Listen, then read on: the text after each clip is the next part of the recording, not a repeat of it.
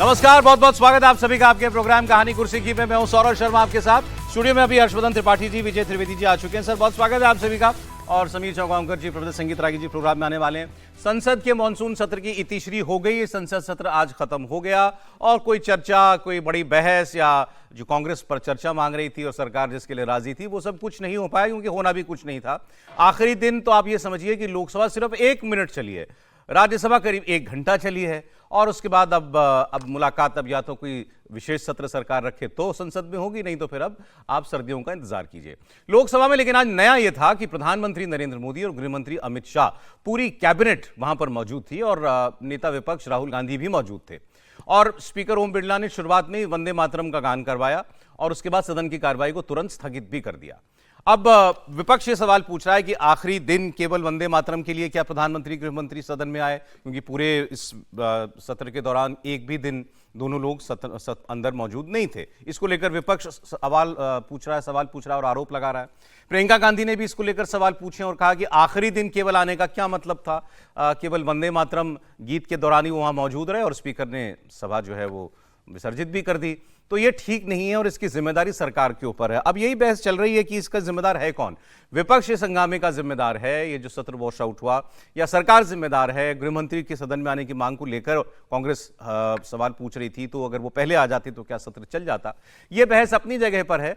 लेकिन इससे ये बात, और एक वीडियो में आपको आज दिखाऊंगा। उस वीडियो में अभी आपको मालूम है सुप्रिया सुले जी की जो सांसद हैं, शरद पवार जी की बेटी, उनकी बेटी के रिसेप्शन में सारे नेता लोग पहुंचे हुए थे, प्रधानमंत्री भी और सभी लोग, गांधी परिवार पूरा वहां गया हुआ था। उसका एक वीडियो आया है। उस वीडियो में हालचाल लेते हुए प्रधानमंत्री दिखाई दे रहे हैं। खड़गे जी, प्रियंका गांधी, राहुल गांधी, उनके सामने थोड़ी हंसी मजाक बातचीत भी हो रही है। लेकिन ये बातें तब अच्छी ज्यादा लगती हैं जब सामान्य व्यवहार में भी ऐसा हो। सामान्य व्यवहार में तो ऐसा कुछ दिखता नहीं। आप पार्लियामेंट में देख ही रहे हैं जिस तरीके की बातें दोनों पक्ष के लोग एक दूसरे के लिए करते हैं। एनीवे, मैं आपको पहले अभी प्रियंका गांधी का बयान सुनवाता हूं उनसे। और ये वंदे मातरम में आपको सुनवा इसलिए नहीं रहा हूं क्योंकि वो पूरा गाया गया। लेकिन वो बड़ी बात है कि पहली बार किसी ऐसी औपचारिक सेटिंग में वंदे मातरम, पूरे वंदे मातरम का गान हुआ है। केवल वो 2 शुरुआत के पैराग्राफ नहीं, पूरा राष्ट्रगान जो है वो वहां पर गाया गया। और कई कैबिनेट मंत्री थे जो उनको याद था, वो पूरा गीत गाते हुए सुनाई दे रहे थे, जिसमें होम मिनिस्टर अमित शाह भी जो हैं वो भी उसमें शामिल हैं। लेकिन क्योंकि बहुत लंबा है इसीलिए चर्चा शुरू करनी है, तो मैं आपको पूरा वो नहीं सुनवाता हूं क्योंकि वो प्रोटोकॉल है, वो बीच में हम काट नहीं सकते उसको, फिर वो पूरा ही सुनना पड़ता है। लेकिन प्रियंका गांधी को आप सुनिए, सत्र नहीं चला इसके लिए वो कैसे जिम्मेदार बता रही हैं सरकार को। वॉश आउट हुआ मैम पूरा, इस पर क्या कहेंगी मैम? मैम गृह मंत्री, प्रधानमंत्री जी आज आए हैं वंदे मातरम गाने के लिए, आज आए हैं।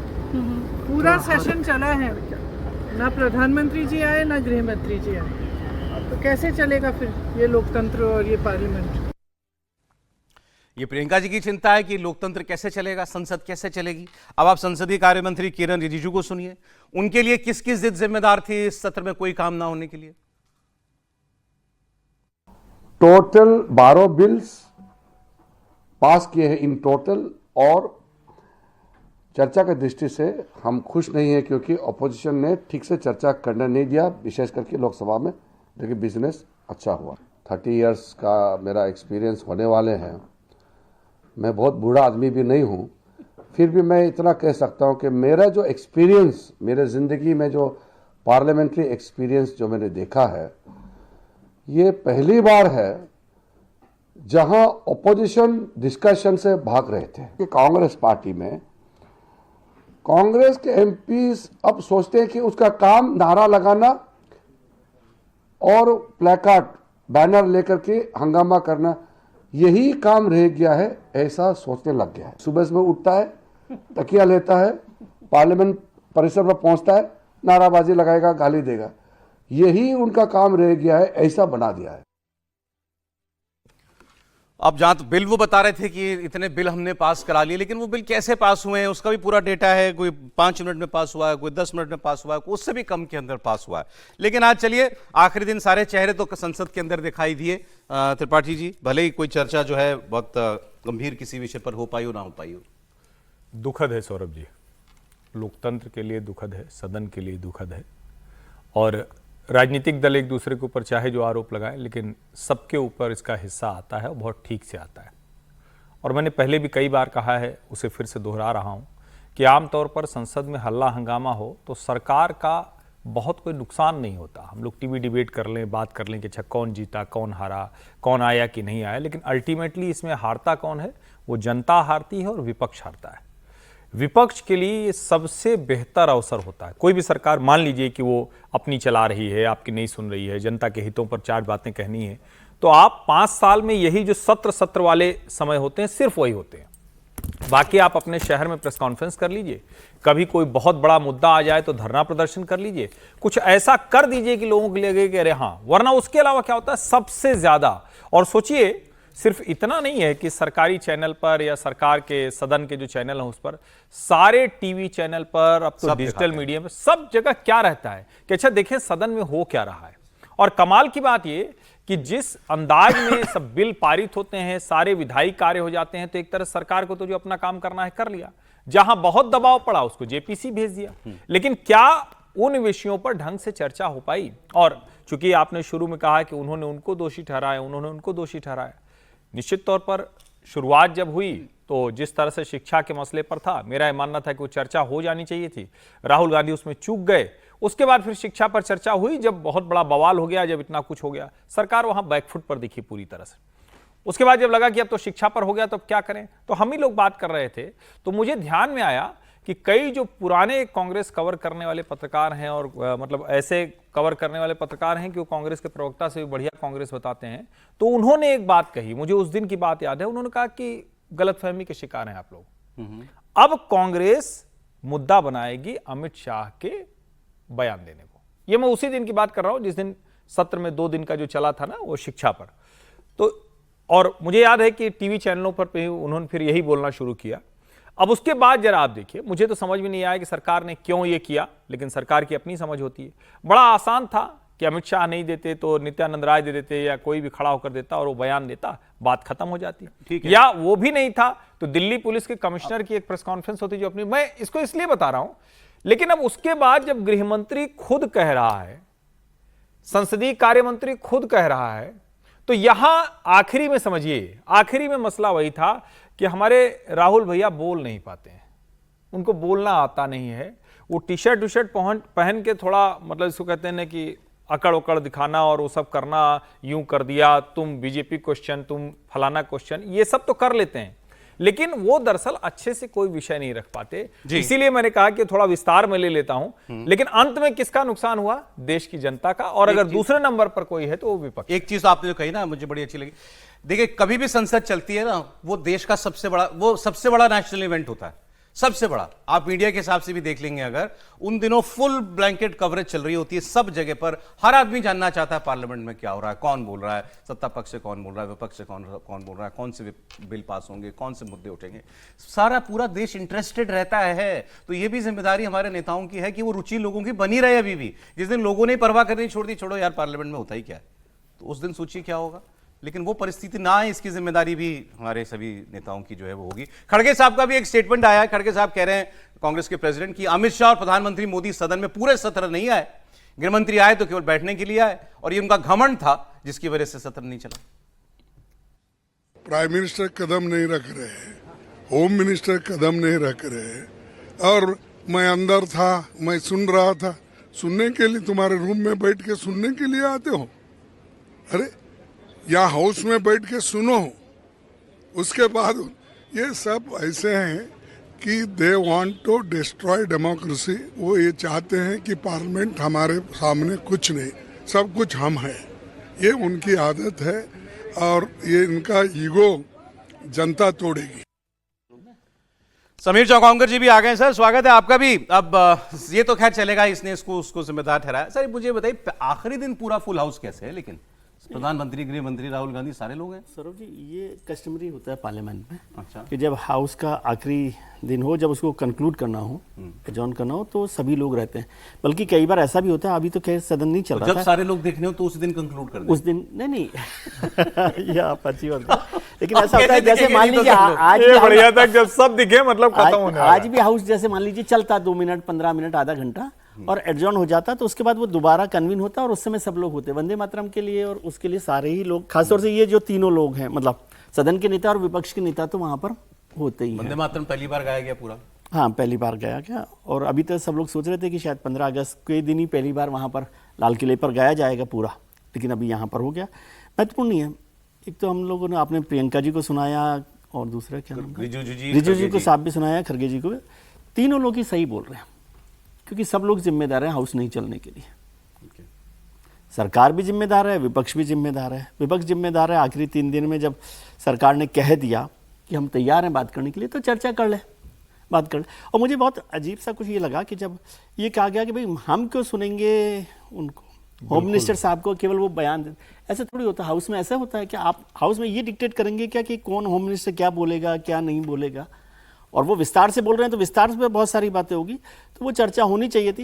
लेकिन ये तो रहेगा ही कि सरकार 20 दिन तक नहीं आई, 20 दिन हाउस नहीं चला। ठीक है, और मैंने होम कल ये मिनिस्टर पूछा कि जो होम मिनिस्टर ने कल स्टेटमेंट दिया अचानक मीडिया में आकर के, क्यों, तो वो ये था कि भाई रिकॉर्ड पे आना चाहिए कि हमने ऑफर किया था, होम मिनिस्टर ने खुद ऑफर तो किया था। रिकॉर्ड में तो लेकिन हाउस में जाके कर सकते थे। नहीं नहीं, वो ठीक है, लेकिन ये मैंने पूछा कि उनको उम्मीद थी कि विपक्ष मान सकता है, उनका बिल्कुल उम्मीद नहीं थी।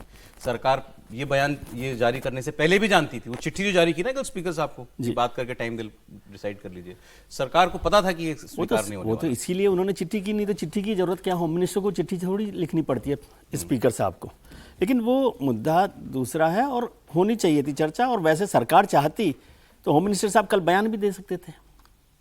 नहीं आता, विपक्ष नहीं आता, जो लोग आते नहीं आते। अब जैसे चाय पार्टी में भी तो नहीं आए, डीएमके के लोग आ गए। सरकार के पास तो 300 साढ़े 300 लोग हैं, वो उनके सामने होम मिनिस्टर बयान दे देते, सरकार अपना रुख रख लेती। लेकिन सरकार ने भी उस स्पीकर का फायदा, हाँ अच्छा, डीएमके आ गई, डीएमके आगे और लोग नहीं आए। ठीक है, जो मेरी जानकारी, कुछ और आगे होंगे तो मुझे ऐसा जानकारी नहीं है। जो चाय बाद में होती है जिसमें आ ही जाते हैं सब, ये भी परंपरा रही है, जिसका भी कांग्रेस ने पिछली बार की पिक्चर आपको प्रियंका जी की दिखाई दी थी जिसमें बहुत चर्चा हुई थी, इस बार नहीं थी शायद, मेरे ख्याल से प्रियंका जी। लेकिन मैं दूसरी बात एक और समझा, एक मित्र ने कहा कि भाई क्या आप इसको ऐसा समझ रहे हैं भारतीय जनता पार्टी ने गलती की? उनके नहीं, मैं इसको ऐसे नहीं देख रहा। तो उन्होंने कहा कि अमित शाह जी ने एक बड़ा काम किया जिसको आपको समझना चाहिए। मतलब ये किसी और मित्र ने मुझे समझाया, उनके रेफरेंस में बात कह रहा हूँ। उन्होंने कहा कि अमित शाह जी ने प्रधानमंत्री जी पर निशाना ना बने, इसलिए ये सारी जो हमला था वो अपने ऊपर ले लिया। क्योंकि यदि अमित शाह जी भी बोल लेते तो फिर राहुल जी और विपक्ष प्रधानमंत्री पर आते। प्रधानमंत्री की भी माफी की बात हो रही ना, प्रधानमंत्री की इस्तीफे की बात बना नहीं, इसलिए क्योंकि अमित शाह ही उस पर बने रहे। जैसे ही धर्मेंद्र प्रधान, पहले धर्मेंद्र प्रधान का इस्तीफा था, फिर धर्मेंद्र प्रधान का इस्तीफा हो गया तो अमित शाह का इस्तीफे पर आ गए, अमित शाह के बयान पर आ गए। अब अमित शाह का बयान हो जाता तो प्रधानमंत्री पर आते। तो इसलिए उसको इस स्ट्रेटेजी के तौर पर भी काम में लिया गया कि बात यहीं तक टिकी रहे। ये एक पार्टी के किसी मित्र का कहना था कि इस तरह से किया गया। लेकिन मैं कहता हूं, मैं इस बात से सहमत हूं कि नुकसान देश का हुआ, देश की जनता का हुआ, भले ही जो सब लोग कर रहे हैं। और रिजू जी साहब बड़े खुश हुए इससे कि भाई बिल पास हो गए। वो मैं कहता हूं कि बिल तो सरकार पास ही करा रही है, लेकिन चर्चा, अरे एक चर्चा और चल रही है। कई लोग, मतलब वो लोग हैं, प्रोफेसर साहब भी आ गए, सर स्वागत है आपका। मतलब जो होते हैं ना, मतलब हमेशा उम्मीद से भरे रहने वाले लोग, समर्थक किसी के, सबको लग रहा है कि सरकार के बड़े बिल नहीं पास हुए, महिला आरक्षण, डिलिमिटेशन, FCRA नहीं हुआ, तो अब क्या होगा। सब कह रहे हैं ये तूफान से पहले की शांति है, देखिए कुछ बड़ा होने वाला है, कुछ बड़ा, सरकार कुछ बड़ा करने वाली है। सर आप भी उन्हीं में एक लाइन मैं बोल दूं सर, एक लाइन और, एक मित्र ने और कहा कि ये बाजी को आप ऐसे देखिए कि जो जीत गए थे बाजी वो हार गए, और जो हार गए थे वो जीत गए। और उन्होंने आखिरी लाइन क्रिकेट की तरह से बोले कि ये राहुल जी ने ऐसा कैच लिया कि कैच तो ले लिया लेकिन पैर बाउंड्री के बाहर चला गया। सिक्सर का कैच, छक्का तो मारा लेकिन बाउंड्री के बाहर, वो मतलब कैच नहीं, मतलब हाँ 4 हो गए थे, कैच ले लिया था, लेकिन होता है ना बहुत बार कि पीछे आ गए, पीछे आ जाते तो कैच भी नहीं होता। सर बताइए, समराइज करना है आज आपको इसको। देखिए मुझे लगता है कि सर 19 बैठकें हो रही थी सर इसके अंदर, अगर 17 मानसून सत्र का देखें, by the way per day की अगर 6 घंटे का अगर देखें, मित्र का था या ये आपका विश्लेषण? नहीं मित्र का था मेरा विश्लेषण। मैं सोच ही रहा था कि आप इतनी देर चुप कैसे हैं।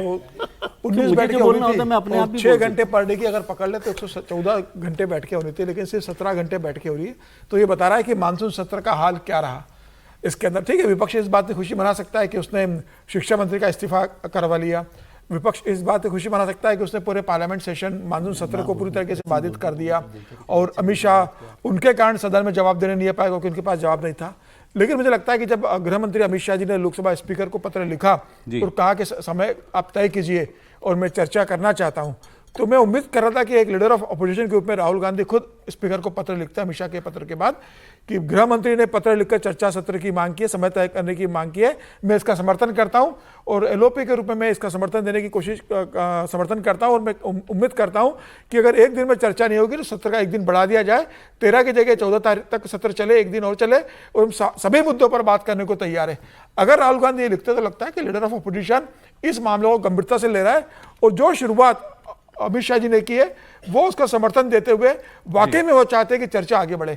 और जब 2 दिन का सत्र होता, 13 और 14 का अगर होता, तो मुझे लग रहा है कि विपक्ष तमाम प्रश्न पूछता। और अमित शाह जी ने कहा था जो जो प्रश्न विपक्ष को पूछना है पूछे, जो आरोप लगाना है सदन के अंदर लगाए, मैं धैर्य से सुनूंगा, लेकिन फिर मैं इसका जवाब भी सिलसिलेवार सभी मुद्दों के साथ वो तो नहीं हो पाया ना। अब नहीं हुआ तो इसलिए गृह मंत्री तो जिम्मेदार नहीं है। उन्होंने तो मीडिया के माध्यम से अपील की, उन्होंने संसदीय कार्य मंत्री से कहा, किरण रिजिजू ने अपील की, उन्हें लोकसभा स्पीकर को पत्र लिखा, उनके हाथ में जो जो था उन्होंने किया। अब विपक्ष अगर तय कर ले कि हमें किसी भी हालत में सदन में चलने देना है और गृह मंत्री का बयान, तो गृह मंत्री का बयान तो सदन में होगा ना, सड़क पर तो होगा नहीं। आप जो कहना चाहते हो गृह मंत्री अब ये जो सरकार बिल नहीं पास करा पाई, आपको लगता है ये कराएगी जरूर देर सवेर? नहीं, सरकार ने सारे बिल पास कराए। ये 3 बड़े बिल एफसीआरए का, एफसीआरए को लेकर के धीरे धीरे समझ में आ रहा है। कुछ लोगों ने तो ये कहा कि आप लोग ये भी नहीं समझ रहे कि ये ज्यादा विरोध एफसीआरए को ही था, दबाव बहुत था एफसीआरए के ऊपर। पहले भी मैं कहा था एफसीआरए को लेकर सरकार अगर कितना भी हल्ला मचता, सरकार इसको पास करा देती है। सरकार ने खुद ये तय किया है कि इसको जेपीसी में भेजा जाए और फिर इसको अगले सेशन में देखा जाए। मैं वो पूछ रहा हूं आपसे, ये बिल पास होंगे आगे? 100% पास होंगे। ये डिलिमिटेशन, महिला आरक्षण सब होगा, सारे पास होंगे ये, ठीक है। और अगले सेशन के पहले ही मुझे लगता है परिसीमन बिल और पास करा लेगी सरकार। सर, अब राहुल गांधी ने बाउंड्री के बाहर कैच पकड़ा या कोई विकेट गया है सरकार का? देखिए, मैं तो अभी देख रहा था कि राहुल गांधी, सभी कोई अपने अटेंशन मुद्रा में जब होता है तो हमेशा ऐसे खड़ा होता है, सामने देखता है जब वंदे मातरम वगैरह गाया जाता है। राहुल गांधी का जो चेहरा था वो 60 डिग्री पर ऐसे घुमा हुआ था, तो आप सोच सकते हैं कि वो कैसा चल रहे हैं। ठीक है, नहीं, सोच सकते हैं कि वो कैसे सीरियस व्यक्ति हैं। राष्ट्रगान के प्रति आपके मन में कैसी भावना है, ये राहुल गांधी का चेहरा देख करके कौन गा रहा है? नहीं, यही तो मैं कह रहा हूं, सभी अटेंटिव मुद्रा में सामने देख रहे हैं, स्पीकर तक को देखेंगे आपने, लेकिन राहुल गांधी का मुंह कैसा है? सर, बीच तो में किसी समय कर लिया। नहीं, ये वैसा ही है जैसे जब हमारे जवान मारे गए थे तो वहां पर भी उन्होंने श्रद्धांजलि देने वक्त भी उनको फोटो दिखाई दे रहा था कि हमारा फोटो खींच रहा है या नहीं खींच रहा है। अब आते हैं राहुल गांधी क्यों नहीं ये चर्चा के लिए तैयार हुए। चर्चा के लिए वही आदमी तैयार होता है जिसके तर्कस में बाण होते हैं। और बिहार में एक कहावत है, एक थेथर हुआ करता था, उसको थेथर इसलिए हम लोग बोलते थे कि उसको कितना पटक पटक करके अखाड़े में पीटिए ना, फिर बाद में वो आकर के ताल ठोकने रहना था, लेकिन अखाड़े में फिर नहीं कूदता था, क्योंकि पता है कि एक बार इतना पटक करके मारा है ना कि अब जाएंगे तो फिर बहुत कुछ नाक मुंह टूट जाएगा। तो राहुल गांधी जो कर रहे हैं वो सदन के बाहर कर रहे हैं। कल भी मैंने कहा था, शुद्ध नौटंकी बाज, क्योंकि उनको सुनना नहीं है। जब तथ्य और तर्क आएंगे तो बहुत चीजें निकल करके आएंगे। और अमित शाह जी बोलें ना बोलें, निशिकांत दुबे उनके 4 खानदान निकालेंगे। भाई, सब प्लेयर हर तरह के प्लेयर होते हैं ना, कुछ हुक शॉट भी खेलने वाला खाली होता है, कोई हवाई शॉट भी खेलने वाला हमेशा होता है। ऐसे ऐसे बल्लेबाज भी हैं जो राहुल गांधी के सारे चरित्र चित्रण उनके खानदान का भी निकाल करके बाहर रख देते। वो तो ठीक है, वो आप पर्सनल हो जाए किसी नहीं पर्सनल। हाउस के बाहर तो कोई कुछ भी बोले, रोज प्रेस कॉन्फ्रेंस करें राहुल गांधी, रोज मीडिया में बोले बीजेपी क्या, लेकिन हाउस में नहीं बोले ना। एक बात जानिए, मैंने वही कहा ना कि राहुल गांधी भी तो हमेशा कंप्रोमाइज प्राइम मिनिस्टर ऐसे करके पर्सनल ही होते रहते हैं। ठीक है, तो ऐसी सारी टिप्पणियां आती, और इस आंदोलन से जुड़े हुए कई ऐसे तथ्य और तर्क आते जो विपक्ष को बहुत असहज कर सकता था। आते तो हमें भी पता चलते। वो वीडियो दिखाता हूं मैं आपको, वो वीडियो दिखा दीजिए, वो सुप्रिया सुले जी की बेटी के रिसेप्शन का जो वीडियो है, क्योंकि उस दिन अंदर की तस्वीरें आई थी तो सब अलग अलग दिखाई दे रहे थे।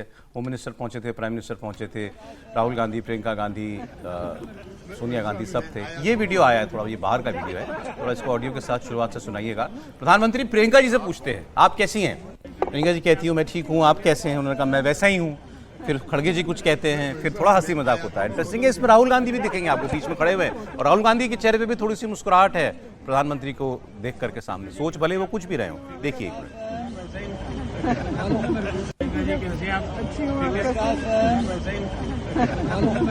वैसा नहीं, मैं आया थोड़ा बदल गया।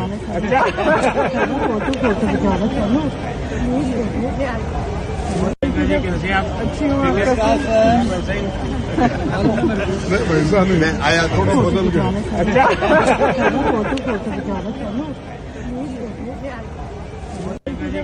हंस तो राहुल जी भी रहे।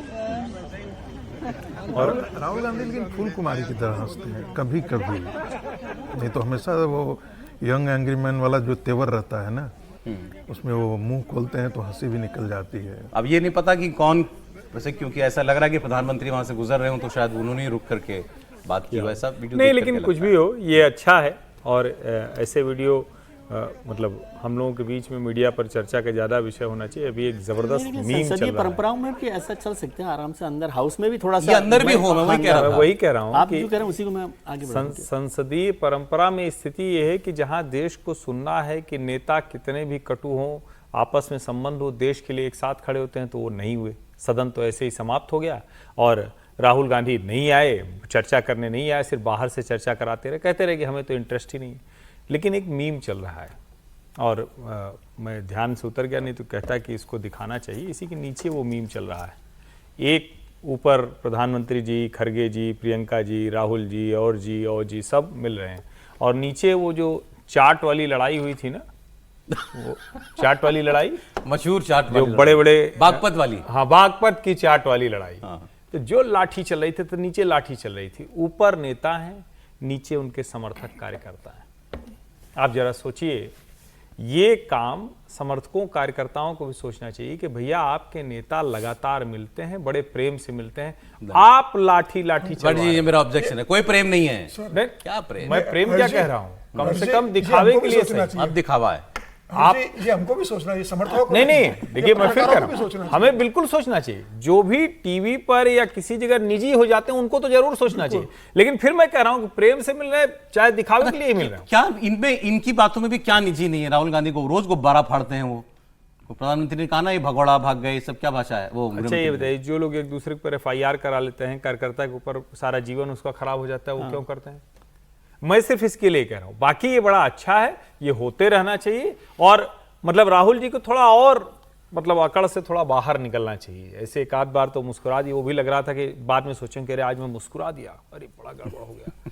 अच्छा, उनकी सोशल मीडिया टीम भी उनको नरक किए हुए है। जैसे सोनिया जी नरक किए हुए हैं कि नहीं तुमको राजनीति में रहना है, तो आधा जीवन उसमें चला गया राहुल जी का।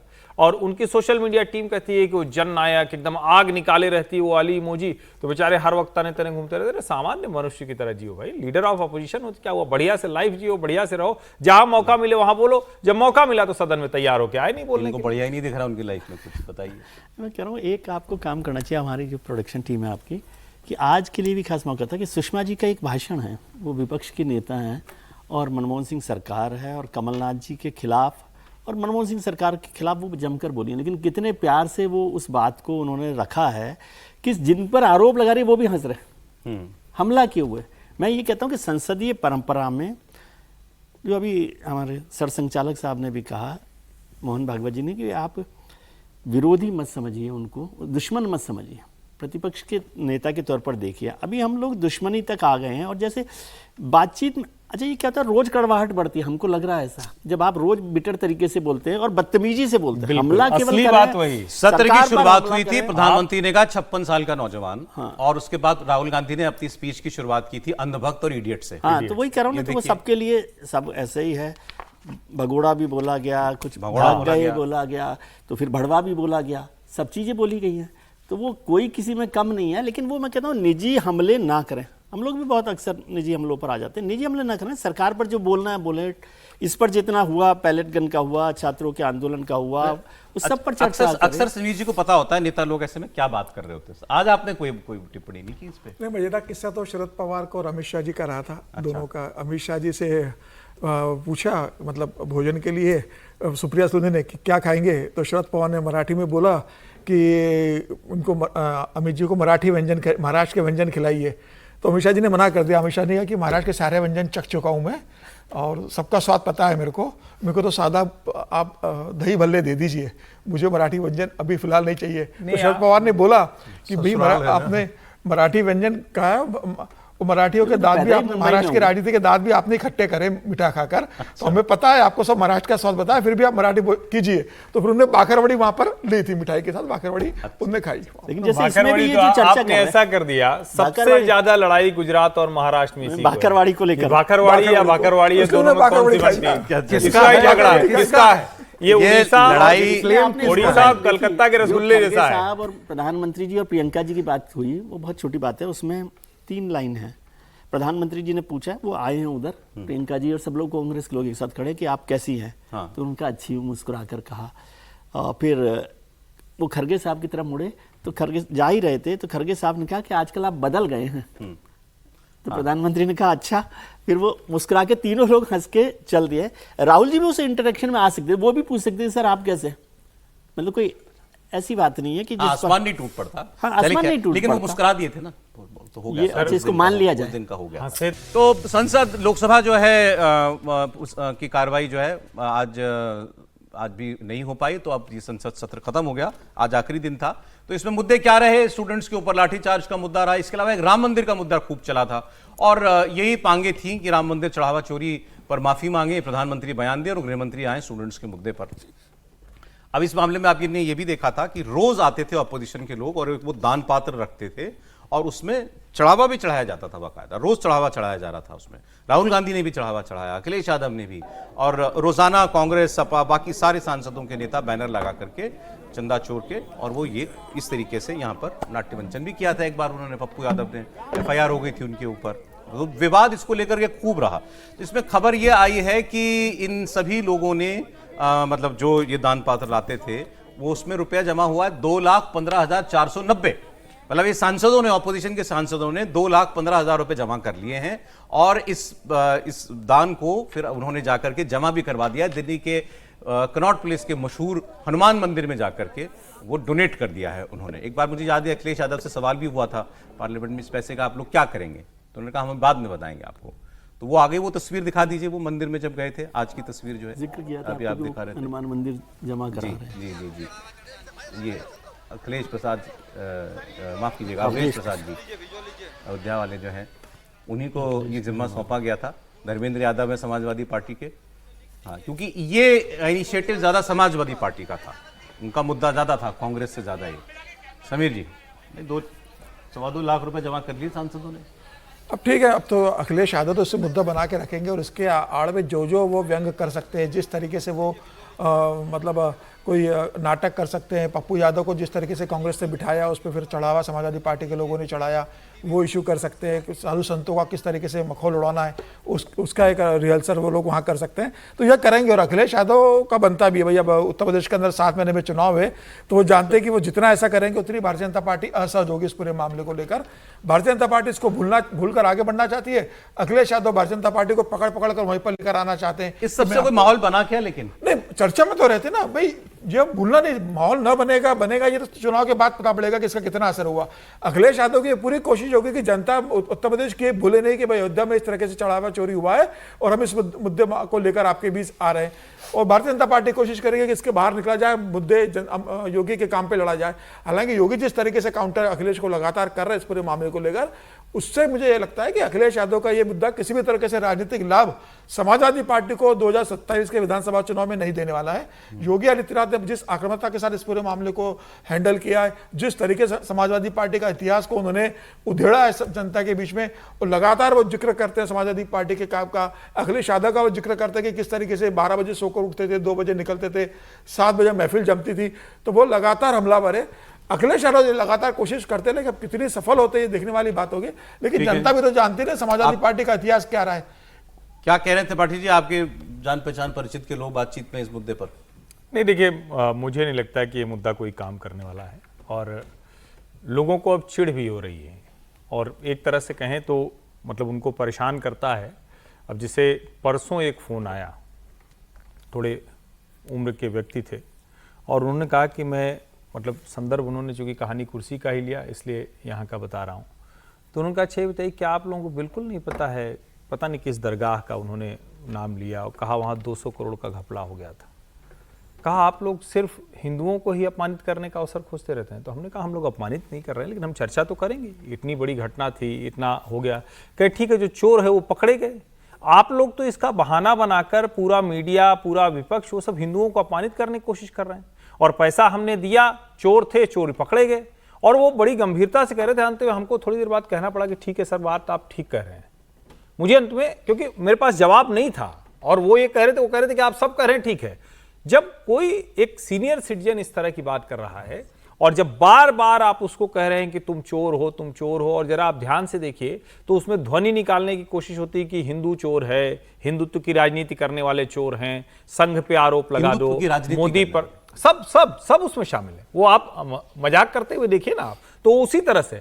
लेकिन मैं पहले दिन से कह रहा हूं कि ये उतना बड़ा मुद्दा वैसा नहीं हो सकता। अगर ये कार्रवाई नहीं हुई होती तब सब होता, लेकिन अब जिस तरह से कर रहे हैं वो मजाक बनाया जा रहा है। पप्पू यादव को आप पुजारी बना देंगे और उसके बाद आप कल्पना करेंगे कि वो ठीक जाएगा।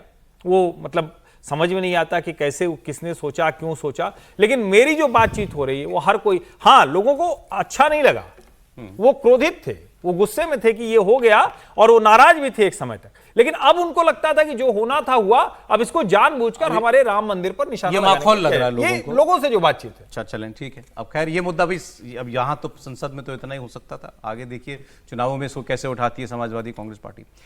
एक आज विवाद हो गया और उस विवाद की जड़ जो है वो उत्तराखंड में है, और ये विवाद राज्यसभा में हुआ है। उत्तराखंड के हल्द्वानी में कांग्रेस के अध्यक्ष मल्लिकार्जुन खड़गे साहब की एक रैली हुई थी, और रैली में खड़गे साहब जिस जगह से भाषण दे रहे थे, उस जगह के बाद कुछ लोग वहां पहुंचे, सिरफेरे किस्म के लोग, और उन्होंने वहां कुछ पूजा वूजा कराई, शुद्धिकरण जैसा कुछ वहां पर किया। खड़गे साहब ने आरोप लगाया कि मैं दलित हूं और इसीलिए मैं वहां जहां मैंने भाषण दिया उस जगह का शुद्धिकरण कराया भाजपा के लोगों ने। ये बात आज उन्होंने हाउस के अंदर कही तो मामला ज्यादा बड़ा बना राज्यसभा में, और शुरुआत में उन्होंने कहा, और उन्होंने ये कहा कि मैं उन लोगों में से नहीं हूं जो मैं विक्टिम कार्ड प्ले करूं या मैं लोगों की मदद मांगूं कि मैं दलित हूं, देखो मेरे साथ ये हो गया, मेरी मदद करो। लेकिन जो ये हुआ है बहुत बुरा हुआ है और ऐसे लोगों को जेल में जाना चाहिए, ये उन्होंने कहा। और भाजपा का नाम लिया तो नड्डा जी खड़े हुए। नड्डा जी ने कहा कि इन्होंने कहा है, हम जानकारी लेंगे। उन्होंने कहा मेरे बगल में नितिन नवीन जी हैं, पार्टी अध्यक्ष बैठे हुए, ये भी जानकारी लेंगे, और लेकिन ये हमारे संस्कार नहीं है, ना हमारी सोच है, लेकिन फिर भी आप आरोप लगा रहे हैं तो हम इसकी जानकारी लेंगे। तुरंत इसमें फिर जो उत्तराखंड बीजेपी के अध्यक्ष हैं उनका रिएक्शन आया। उन्होंने कहा इस कार्यक्रम में जो भी उस में लोग गए थे उनसे हमारा कोई लेना देना नहीं है। 8 अगस्त का है ये मामला, रामलीला मैदान उस हल्द्वानी में कार्यक्रम हुआ था। तो अब बीजेपी ने तो पल्ला झाड़ लिया इससे, लेकिन खड़गे साहब ने इसको दलित का मामला बना दिया है। अब देखिए खड़गे साहब और नड्डा जी के बीच में राज्यसभा में आज क्या हुआ। बड़े दुख के साथ कहना पड़ता है, मैं हल्द्वानी में पब्लिक स्पीच में रामलीला मैदान में रामलीला स्टेज पर भाषण किया और लाखों लोग वहां पर थे। उस वक्त मैंने किसी समाज का, किसी धर्म का नाम नहीं लिया, सिर्फ मैं लोगों के समस्याओं को वहां पर बताया। लेकिन मेरे स्पीच होने के बाद कल वो लोग, बीजेपी के लोग सब मिलके हवन करके उस स्टेज का शुद्धिकरण करने का काम किए हैं। ये you might have read in the newspaper. Is it the way in democracy? How you are protecting the constitution? That too, I am a leader of opposition. जो माननीय खड़गे जी ने कहा है, ये सच में बहुत ही दुखदाई विषय है, और ये दुखदाई सिर्फ कांग्रेस पार्टी के लिए नहीं, ये दुखदाई हम सब के लिए है।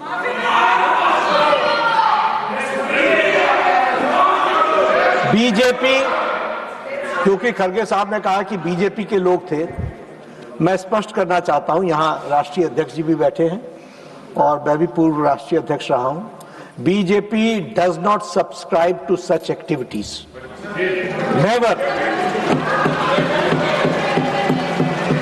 लेकिन आपने कहा है, हम इसकी तहकीकात भी करेंगे, लेकिन मैं आपको विश्वास दिलाता हूं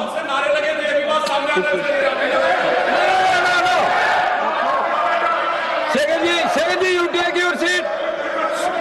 Tarun Suk, when the leader of the house is on his legs, why you are shouting?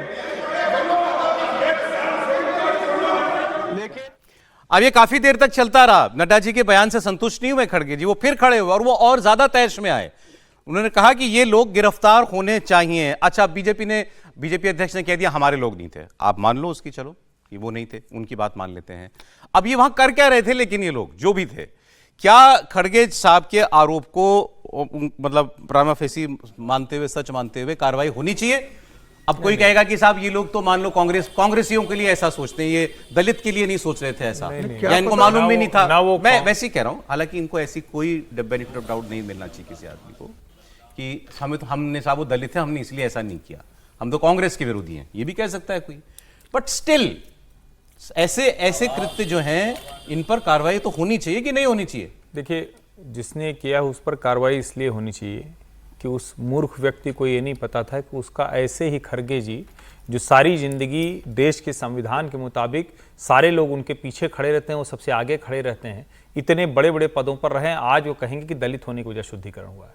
मामला क्या है? हल्द्वानी का रामलीला ग्राउंड है, एक वहां के स्थानीय कुछ लोगों का संगठन है, उन्होंने कहा कि रामलीला मैदान का राजनीतिक उपयोग हो रहा है और यहां से इस्लामिक नारे लगे, हम उसका शुद्धिकरण कर रहे हैं। अच्छा, ये दलित एंगल है ही नहीं इसमें? है ही नहीं इसमें।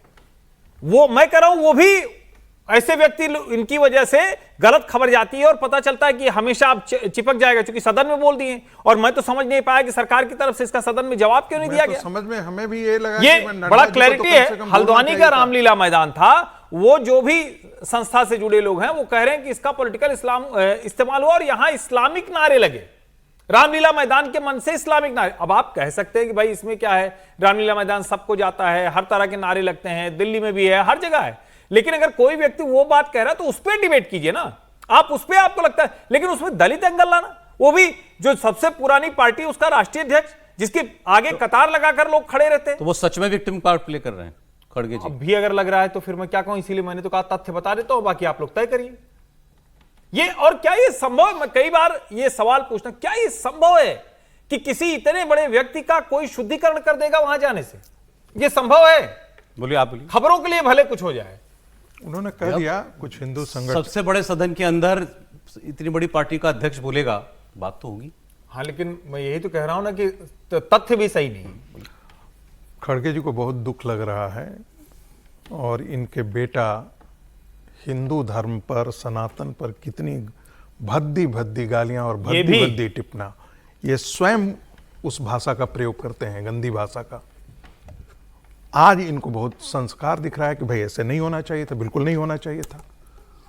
और हर्ष जी ने बता दिया कि कारण कुछ और था, लेकिन ये दलित विक्टिम कार्ड इसलिए खेलना है क्योंकि आने वाले दिनों में, कुछ दिनों के बाद, कुछ एक आध साल बाद जो है वो चुनाव होने वाला है उत्तराखंड के अंदर, तो इसलिए वो ऐसा कर रहे हैं, इसके अलावा और कुछ नहीं।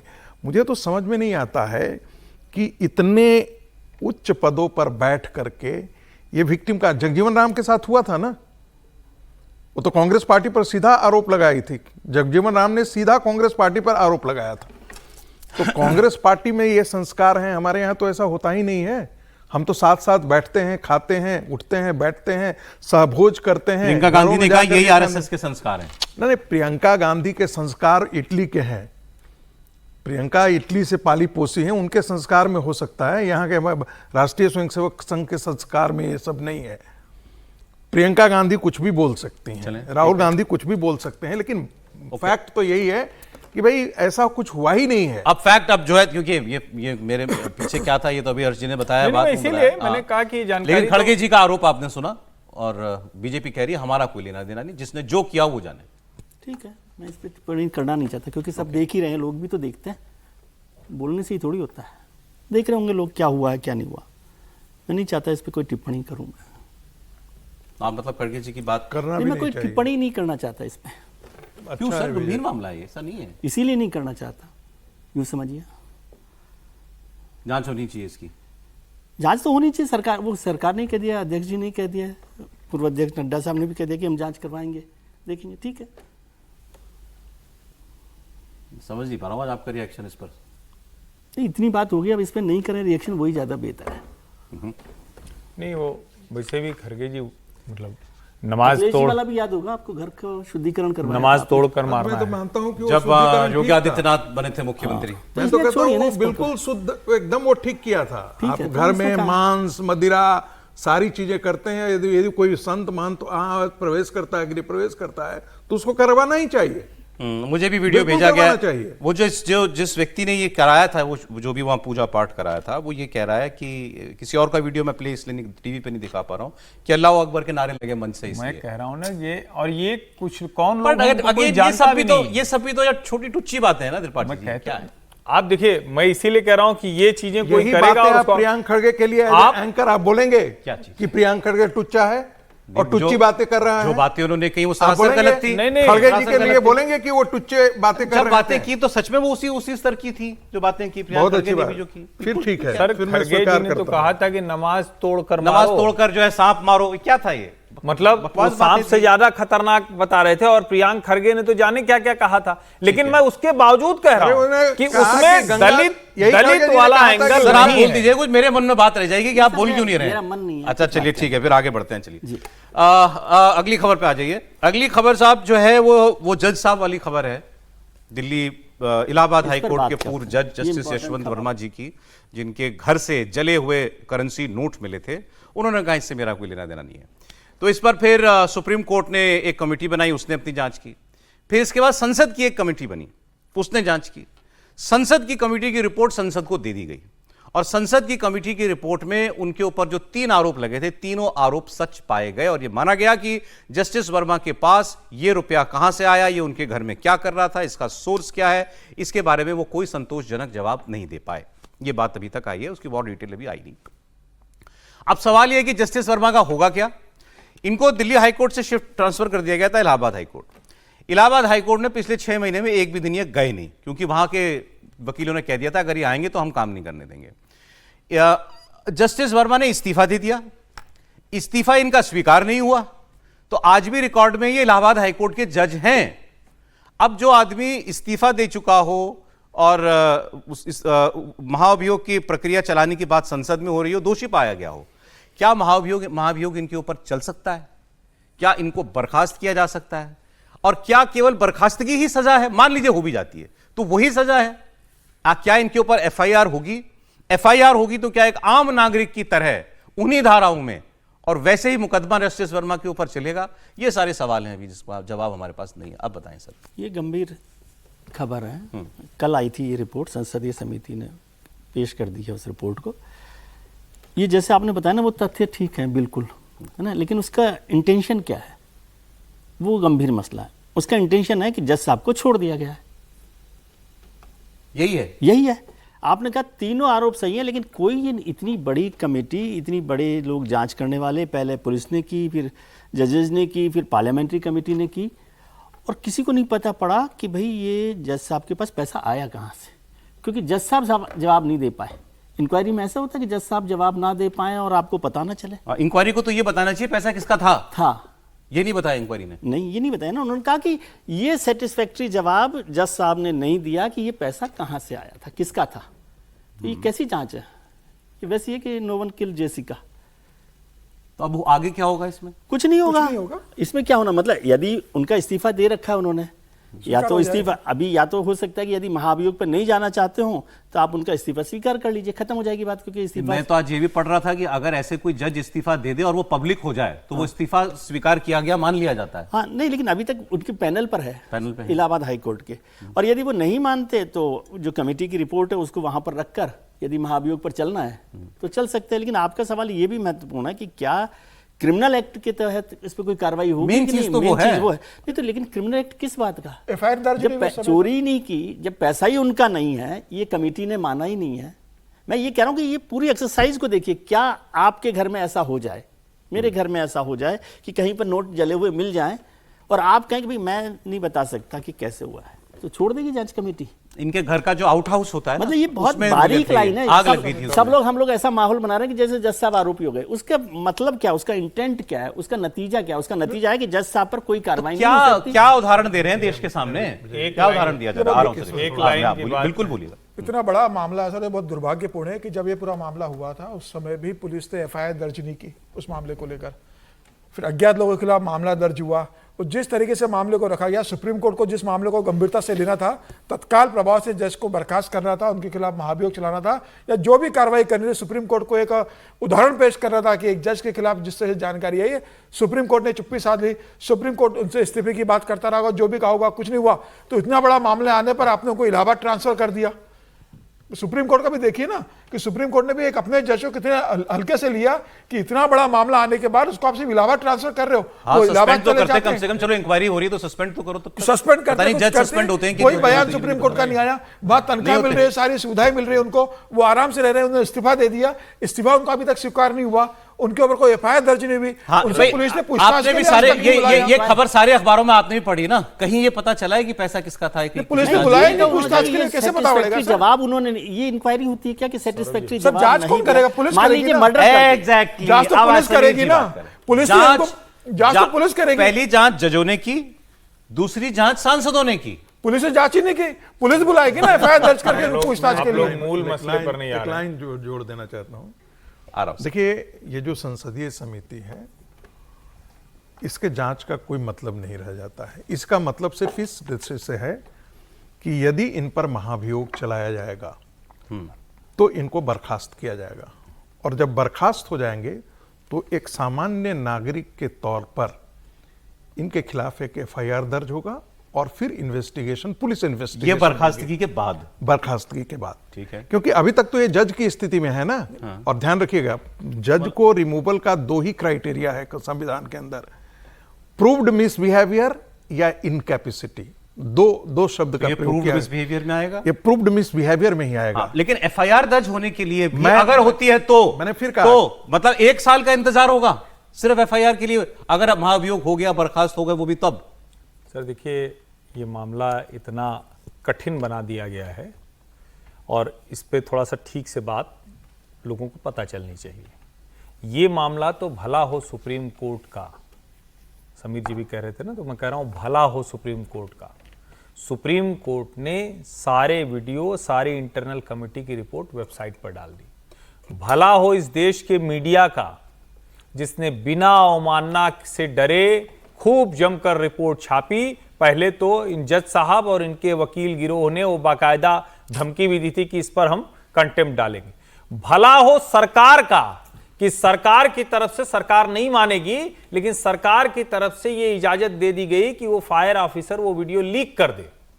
मैं किसी एक को नहीं कह रहा हूं, वो वीडियो आ गया लीक होकर। ये सब क्यों हुआ? क्योंकि जज साहब घर में नहीं थे, उनके परिवार वाले ये नहीं समझ पाए कि ये सब भी जल्दी जल्दी करा लेना है, बाकी सब तो कर ले गए।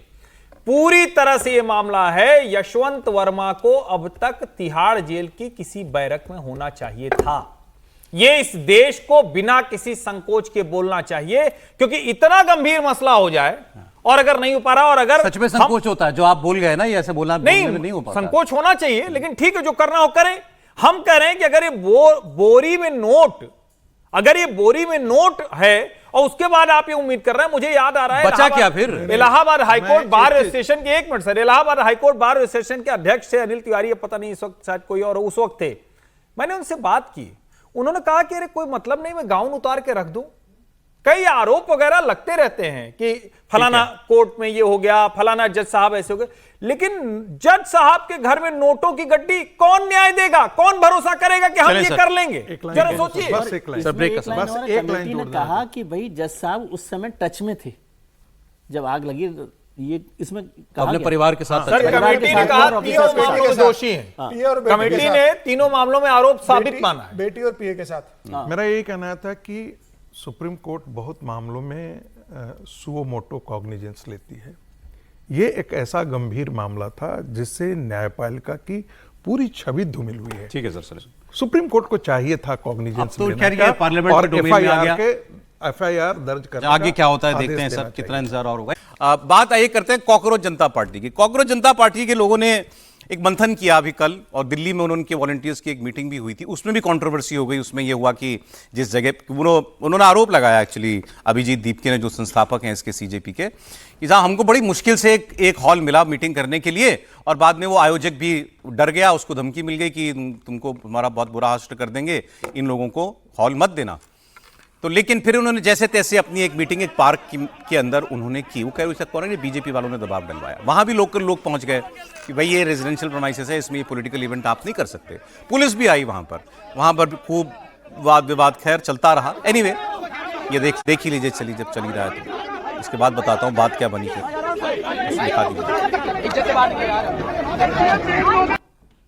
वॉलंटियर्स मीट करने वाले थे, जिसके लिए हमें एक इंडोर मीटिंग करनी थी। इसके लिए हम हॉल चाहते थे। हम कई जगहों पर गए, किसी ने भी हमें हॉल नहीं दिया। सारे लोग कह रहे थे ऊपर से प्रेशर है, हम कॉकरोच जनता पार्टी वालों को हॉल नहीं दे सकते। ये रिसीट है उसकी, ये रिसीट है। लास्ट मोमेंट पर कैंसिल कर दिया गया है, और ये बोला गया है, इनको धमकाया गया है कि अगर यहाँ पर कॉकरोच जनता पार्टी की मीटिंग आपके वेन्यू पर होती है, आपके हॉल में होती है, तो आपको उल्टा लटकाया जाएगा। सुबह से इस ओनर को कॉल आ रहे थे। अब ये उनका आरोप है कि हमको तो मीटिंग करने की भी जगह नहीं दिलवाना चाहती भारतीय जनता पार्टी। अब उन्होंने मीटिंग में जो भी करी तो उसमें निकला क्या, तो पहले तो उन्होंने ये कहा कि बहुत से लोग हमसे ये पूछते हैं कि जंतर मंतर के आगे क्या, तो जंतर मंतर का सीजन 2 आएगा। सीजन 2 आएगा मतलब जंतर मंतर का क्या, वो जंतर मंतर पर ही होगा। फिर जंतर मंतर पर लोग जुटेंगे, किस मुद्दे पर जुटेंगे, ये उन्होंने नहीं बताया। फिर उन्होंने कहा लोग हम पर आरोप लगाते हैं कि तुम तो राजनीति करने आए हो। कहते हैं हम तो जोर से कहते हैं हाँ हम राजनीति करने आए हैं, हाँ हम पॉलिटिक्स करेंगे। क्योंकि ये भी चल रहा था ना कि ये लोग अपनी पार्टी बनाएंगे क्या, आगे जाकर के क्या राजनीति में आएंगे। तब उन्होंने कहा था कि हम केवल एक प्रेशर ग्रुप की तरह काम करना चाहते हैं सरकार के ऊपर दबाव बनाने के लिए। अब वो कह रहे हैं कि हम खुल करके हम पॉलिटिक्स भी करने के लिए आएंगे। हालांकि उन्होंने अपना पहला मुद्दा ढूंढ लिया है, उसकी बात करते हैं। पहले आप सुनिए इन्होंने सीजन 2 पर क्या बोला। और आप किसी को अगर बोलना है कि नहीं सीजेपी पॉलिटिकल हो रही है, सीजेपी राजनीति करिए, कर रहे हैं राजनीति, अगर करेंगे राजनीति। मुझे तो लगता है ये लोग हर जगह जंतर मंतर बनवा कर ही मानेंगे। अरे हाँ, बहुत सारे लोग इंस्टाग्राम पर कमेंट कर रहे थे कि सीजन 2 कब आने वाला है जंतर मंतर। इन लोगों को मैं कहना चाहता हूँ जंतर मंतर का सीजन 2 बहुत ही जल्द शुरू होने जा रहा है। समीर जी, क्या है प्लान इनका आगे का? अब अभिजीत दीपके ने तो बता ही दिया है कि पार्ट 2 करेंगे, लेकिन किसी भी फिल्म का पार्ट 2 बनता है तो वो सक्सेसफुल नहीं होता। पहले ही पार्ट चलता है, सेकंड फिल्म का पार्ट इतना चलता नहीं है। धुरंधर जैसे अभी तो धुरंधर चल रही है, वो एक अफवाद होते हैं। अब धुरंधर बाद अफवाद था, बाकी जनरली ऐसा होता नहीं है। और दीपके साहब आप कोशिश कर रहे हो, उन्होंने स्पष्ट बोल दिया है कि हाँ राजनीति करेंगे। तो भाई जब राजनीति करनी थी तो पहले खुल के कह देते कि हाँ हम राजनीति करने वाले। पहले ये नहीं कहना था कि हम प्रेशर ग्रुप बनाने वाले हैं। 12 लोगों की कमेटी बनाई है, और अब इनकी जो रणनीति है, जो मतलब इनके अंदर की जो बातचीत चल रही है कि जहां भारतीय जनता पार्टी मजबूत है उन राज्यों में इनका फोकस रहने वाला है। जहां आम आदमी पार्टी या अभी फिलहाल कांग्रेस है या विपक्ष मजबूत है, उन राज्यों पर अभी फोकस नहीं करेंगे। यहाँ भारतीय जनता पार्टी ने जगह बनाई है, और इन्होंने जिन राज्यों को टारगेट करा है उसमें हरियाणा नंबर 1 है, पश्चिम बंगाल दूसरा राज्य उन्होंने लिया है, और अभी झारखंड भी ये प्लान लेकर चल रहे हैं। महाराष्ट्र में भी कर रहे हैं। महाराष्ट्र में करेंगे, लेकिन महाराष्ट्र में उनको पता है कि उनको वो स्पेस मिलेगा नहीं। अच्छा, क्योंकि महाराष्ट्र के लोग, संभाजीनगर के लोग तो अभिजीत दीपके को जानते होंगे ना, बाहर के लोग नहीं जानते। तो बाहर के लोगों के लिए वो तो हरियाणा और उत्तर प्रदेश। इन्होंने पहला मुद्दा चुना है सर, स्कूल्स। बिल्कुल, स्कूल चुना है पहला मुद्दा लेकर चुना हुआ है। इन्होंने कहा है कि हम सारे सरपंचों से कहते हैं गांव के कि अपने गांव का स्कूल ठीक करो, वरना हम वहां जाके प्रदर्शन करेंगे। अब देश में जाने कितने लाख स्कूल होंगे, लेकिन उन्होंने ये कैंपेन शुरू कर दिया। मैंने कुछ वीडियो भी देखे, सरकारी स्कूलों में इनके वॉलंटियर जाकर के नारे लगा रहे थे, स्कूल ठीक करो, स्कूल ठीक करो, स्कूल ठीक करो। स्कूल की बात कोई भी करे बहुत अच्छी बात है। संभाजीनगर में स्कूल नहीं है सर, सरकारी स्कूल नहीं, मैं तो कह रहा हूँ जहां नहीं, संभाजीनगर में गए थे क्या? जहां सरपंच स्कूल पर ध्यान नहीं देगा वहां हम प्रदर्शन करेंगे।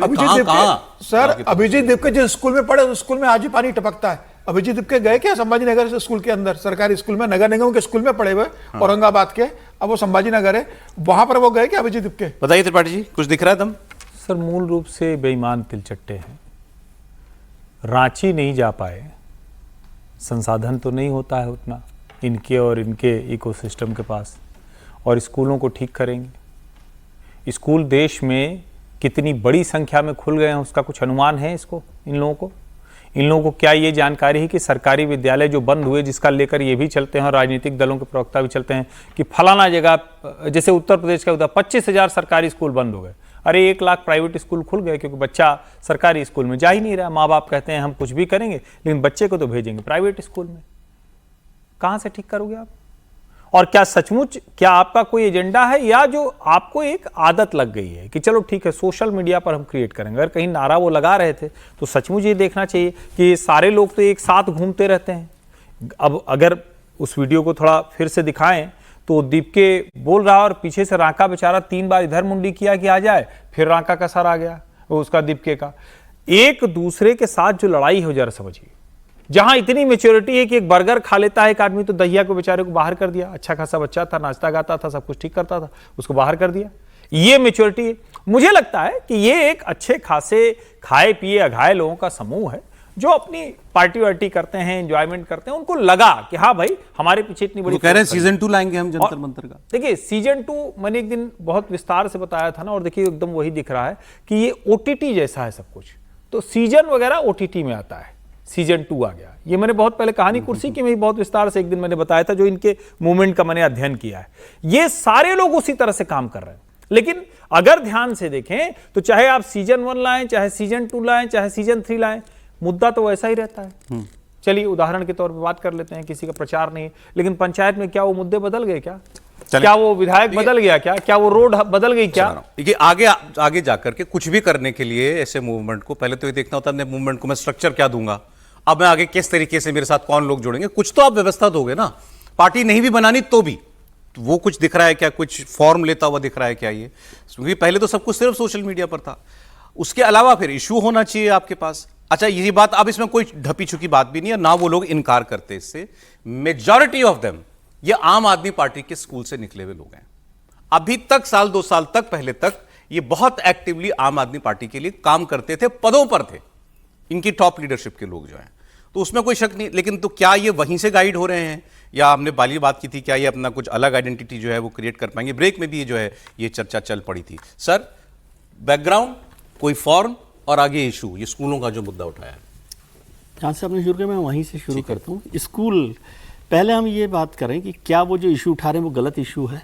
बहुत अच्छा इशू है। तो स्कूल सबसे बड़ी चीज़ है, सरकार नहीं चिंता कर रही। सरकार का मतलब केवल केंद्र सरकार, इसमें भी केजरीवाल जी की छाप है। मैं उसी पर आ रहा हूँ, वहीं इसलिए मैंने कहा कि केंद्र सरकार, राज्य सरकारें, स्कूलों की हालत सबसे ज़्यादा खराब है कहीं भी देश भर में। सरकारी स्कूलों की हालत खराब है। सरकार के बजट में एजुकेशन में आप 4.6 से 2.5 पर आ गए हैं। स्कूल में टीचर्स नहीं हैं, जहाँ पर स्कूल है वहाँ पे बच्चों के लिए टॉयलेट्स नहीं है। ये सारी परेशानियाँ हैं। लेकिन उसके लिए आपने जो बात कही, क्या स्ट्रक्चर्ड तरीके से वो कोई एक मूवमेंट खड़ा कर रहे हैं? क्योंकि ये स्कूल जो है बहुत बड़ी समस्या है देश भर में, और देश भर में ही है, कहीं भी किसी भी राज्य में चले जाएं, किसी भी सरकार में चले जाएं, तो वो मुद्दा है। और ये जो मुद्दा है, ये आप बिल्कुल ठीक करें कि आम आदमी पार्टी का छाप देता है। आम आदमी पार्टी भी स्कूल और हेल्थ से शुरू हो गया। सर एक मिनट में, रविशंकर प्रसाद जी की जो बीजेपी के सांसद हैं, प्रेस कॉन्फ्रेंस हो रही है, राहुल जी के मुद्दे पर होनी चाहिए। उन्होंने प्रधानमंत्री के सामने अपना इस्तीफा दिया। तीसरी बात देखिए, वो बार बार कहते थे कि गृह मंत्री दिल्ली में पुलिस कार्रवाई पर जवाब दें। देख रहे थे आप, रोज उनकी मांग थी, उन्हें चलने नहीं दिया सदन।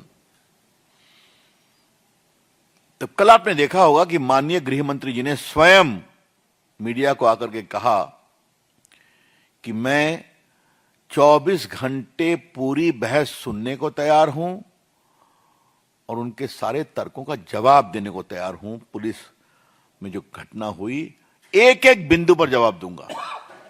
आपने देखा होगा। फिर हमारे किरण रिजिजू जी ने बिजनेस एडवाइजरी कमेटी में इस विषय को उठाया, सदन में उठाया, बहस करने को तैयार हैं। माननीय स्पीकर साहब ने कहा आप बहस कराइए, तब उनके 2 शब्द विच आर फुलिश, मूर्खतापूर्ण कमेंट है, मैं उसको कोट करना चाहता हूं।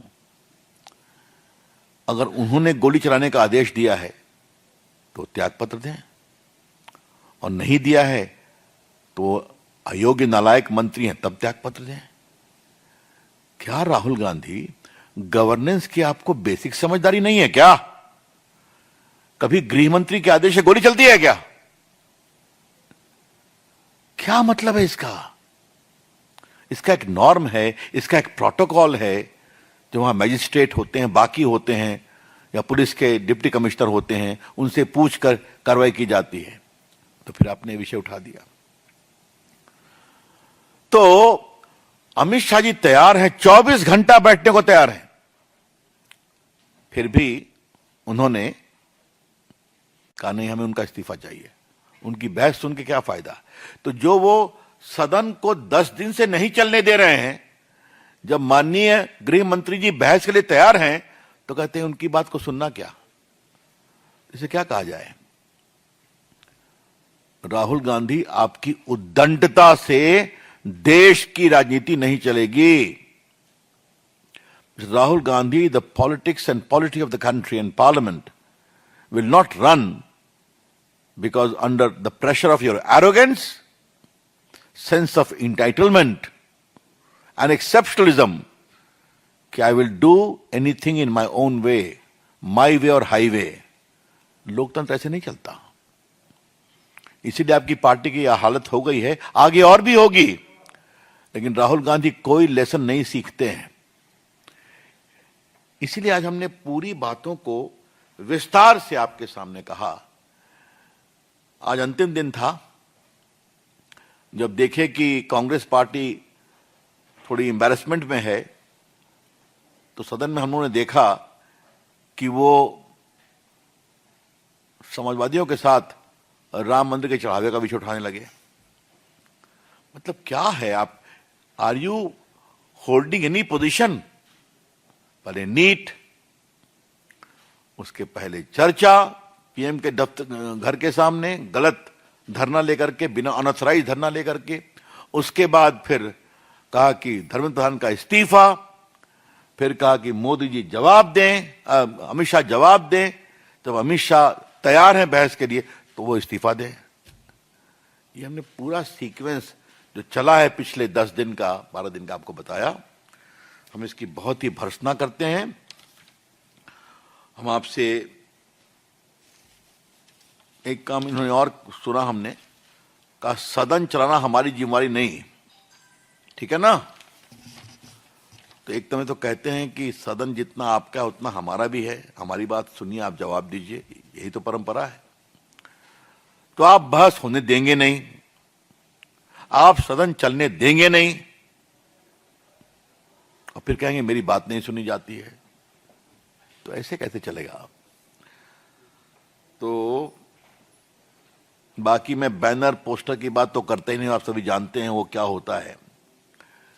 लेकिन एक बात मैं जरूर कहूंगा, आज देश को ये समझना पड़ेगा, राहुल गांधी गैर जिम्मेवार हैं, राहुल गांधी अपरिपक्व हैं, राहुल गांधी अनुशासनहीन हैं, राहुल गांधी उच्छृंखल हैं, राहुल गांधी अहंकारी हैं, जिनके अंदर राजनीतिक मर्यादा का कोई स्थान नहीं है। I would like to repeat that Mr. Rahul Gandhi is irresponsible. Rahul Gandhi is yet to mature as a leader in the politics of the country. Rahul Gandhi is delinquent, और Rahul Gandhi has a great sense of arrogance and entitlement and exceptionalism, कि जो मैं कहूंगा वही होगा। और एक बात हमने पहले भी कही थी, सरकार में भी कहा है, कोई गोली नहीं चली है, कोई गोली नहीं चली है। अच्छा होता अमित शाह की बात सुनते तो जवाब पूरा दिया जाता। हम लोग भी बोलने के लिए आतुर थे। मैं तो आग्रह किया था थोड़ा सा युवराज के भाषण का जवाब मैं भी देना चाहूंगा माननीय गृह मंत्री के पहले, लेकिन हाउस चलने नहीं दिया। तो ये जो उनका फ्रस्ट्रेशन है वो उसको निकाल रहे हैं, ये बहुत दुर्भाग्यपूर्ण है। इसके हम बहुत ही भर्त्सना करते हैं। ये चिट्ठी आप लोग को मिली होगी जो माननीय गृह मंत्री जी ने लिखा था स्पीकर साहब को, हम आपके लिए इसको फिर पढ़ना चाहते हैं। आदरणीय अध्यक्ष जी, आपको भी थे कि माननीय संसदीय कार्य मंत्री किरण रिजिजू ने बिजनेस एडवाइजरी कमेटी में सरकार की ओर से संसद में नीट परीक्षा का छात्र आंदोलन। रविशंकर प्रसाद जी राहुल गांधी पर प्रेस कॉन्फ्रेंस कर रहे थे कि उनकी वजह से नहीं चली पार्लियामेंट। वो बार बार कहते हैं कि गोली चल गई, तो बड़े जोर से कहा कि फुलिश बयान है उनका, ये मूर्खतापूर्ण बयान है। उन्होंने इररिस्पॉन्सिबल कहा, गैर जिम्मेदार हैं, इमैच्योर हैं, इमैच्योर का मतलब अपरिपक्व हैं, डेलिंक्वेंट हैं। तो मुझे भी देखना पड़ा गूगल, डेलिंक्वेंट का मतलब तो आरोपी, दोषी, अपराधी टाइप होता है। एरोगेंट हैं, मतलब उनमें अहंकार है, सेंस ऑफ एंटाइटलमेंट है उनके अंदर, जिससे वो बात करते हैं। मतलब आज तो झड़ी लगा दी इन्होंने राहुल गांधी के पीछे विशेषणों की। सर आप कुछ कह रहे थे, चले इसी पे आप पहले इसी पे आ जाइए। अब तो ठीक है, वो पॉलिटिकल, इसको पॉलिटिकल जवाब की तरह से देखते हैं। ये सर पॉलिटिकल से ज्यादा है sir. Foolish, irresponsible, immature, delinquent, arrogant, entitled. वो तो ठीक है, लेकिन ओवरऑल इंप्रेशन क्या गया? रविशंकर जी ने बताया कि इस सदन में सरकार दबाव में रही। आप कुछ भी कह लें, यही गया मैसेज, यही मैसेज गया है। बाकी जो कहना है वो कहें, इसमें कोई ऐसा बात बहुत सीरियसली आप लेते हैं पॉलिटिकल लीडर्स को। जो अच्छी उनकी वो है, वोकैबुलरी अच्छी है, तो वो सर वो वोकैबुलरी जो है बड़ी तीखी हो रही जा रही है। बात ये है। देखिए, पहले तो तिलचट्टों के बारे में अब उस पर आ जाएंगे सर, पहले ये बोल लीजिए ना। नहीं, तिलचट्टों के बारे में आपने रोक दिया था। नहीं, अब वो कंटिन्यू कर लूंगा वो डिस्कशन, अभी इस पर बोल लीजिए। आपके मित्र भी हैं, उस पर दोबारा कर लूंगा। नहीं, देखिए, ये तो कुछ एक दो चार एडजेक्टिव छोड़ दिए, वो मेरी वोकैबुलरी में है, लेकिन आपके प्रोग्राम के मुताबिक ठीक नहीं होगा, तो इसलिए मैं उतना संयम बरतूंगा, ठीक है। नहीं तो मैं राहुल गांधी को वाकई इस देश के लोकतंत्र और देश हित में खतरा मानता हूँ। हमारे बगल में मित्र हैं, खड़े हमसे थोड़ा लंबे हैं, हमसे ज़्यादा परिपक्वता भी है, राजनीति के बहुत ज़्यादा फेरे लगाए हैं। पत्रकारिता के कारण हो जाता है, हम लोग में उतनी समझ नहीं होती है। लेकिन जब निशिकांत दुबे एक एक करके अटैक करता है पूरे गांधी परिवार पर, पंडित नेहरू से लेकर के जितनी कलई निकल करके आती है, और राहुल गांधी तक जब वो आता है, तो वाकई मुझे खुशी होती है और वाकई मुझे लगता है कि ये व्यक्ति सच बोल रहा है। भाषा की कटुता होगी उसमें। मैं आप गांधी परिवार से इतना बैर रखते हैं? देखिए, मैं गांधी परिवार को इस लोकतंत्र का कोढ़ मानता हूं, और फिर मैं इसे कहेंगे आप तो चार बात दोहराऊंगा। जो लोग कहते हैं, आप ही के प्रोग्राम में मैंने कहा था कि संस्थाओं का, अरे first amendment of the constitution में क्या किया? सबसे पहले ऑर्गेनाइज राइट टू स्पीच को ही तो कर्टेल किया सबसे पहले नेहरू ने, और उसमें क्या किया? ऑर्गेनाइजर में कुछ छप गया था, चलें खैर सर, उसको उस पर एफआईआर करवा दिया। इससे ज्यादा तो क्या कहेंगे आप? मैं तो मानता हूं, मैं तो, मेरा अपना मानना है, बाप अपने रहते अपनी बेटी को सत्ता देता है। बाप रहते, अपने अध्यक्ष रहते, गांधी को पत्र लिख करके कहता है कि मेरे बेटे को आप अध्यक्ष नहीं बनाएंगे, मैंने कांग्रेस की इतना सेवा की है। और नेहरू अपनी बेटी को अध्यक्ष बनाते अपने जिंदा रहते हुए, तो कौन सी संस्था? अरे प्राइवेट लिमिटेड परिवार, प्राइवेट लिमिटेड कंपनी तो आपने उसी समय से बना रखा है। सर ये पर्सनल हो गया है, मैं बार बार एक ही चीज कहता हूं, ये पर्सनल नहीं है सर, लोकतंत्र के लिए कोड है। पारिवारिक पार्टियां इस देश के लिए कोड है। बीजेपी के नेता भी, और रविशंकर जी तो बहुत सीनियर नेता हैं, और वो ऐसे शब्द बोल रहे हैं राहुल गांधी के लिए, मैं इसको सामान्य नहीं मानता। लेकिन जब पर्सनल तब होते हैं आप, जब आप रैशनल नहीं हो। सर आपके पास जवाब नहीं है। पर्सनल आज पार्लियामेंट में क्या किया वो तस्वीर आपने देखी? कोई भी हो, मतलब जो भी पर्सनल होता है उसका मतलब है उसके पास उसका लॉजिकल जवाब नहीं है। कोई भी हो, जो भी बोलता है पर्सनल, जब भी आप कमेंट करते हैं उसका मतलब है कि आपके पास उससे हमला करने के लिए लॉजिकल जवाब नहीं है। देखिए, ये खतरा तो बढ़ ही गया है। हालांकि कमाल ये है कि आज ही कहानी कुर्सी की में हमने वो वाले पर बात कर ली है, अब इस पर भी बात करनी पड़ रही है, जिसमें मोदी जी, खड़गे जी, प्रियंका जी, सब लोग एक साथ हंसते मिल रहे थे। और अभी हम ये भी बात कर रहे हैं कौन कौन से शब्द, अच्छा हमको तो, हम लोग हिंदी वाले लोग हैं तो अंग्रेजी के इतने शब्द आते ही नहीं, डिक्शनरी देखना पड़ेगा।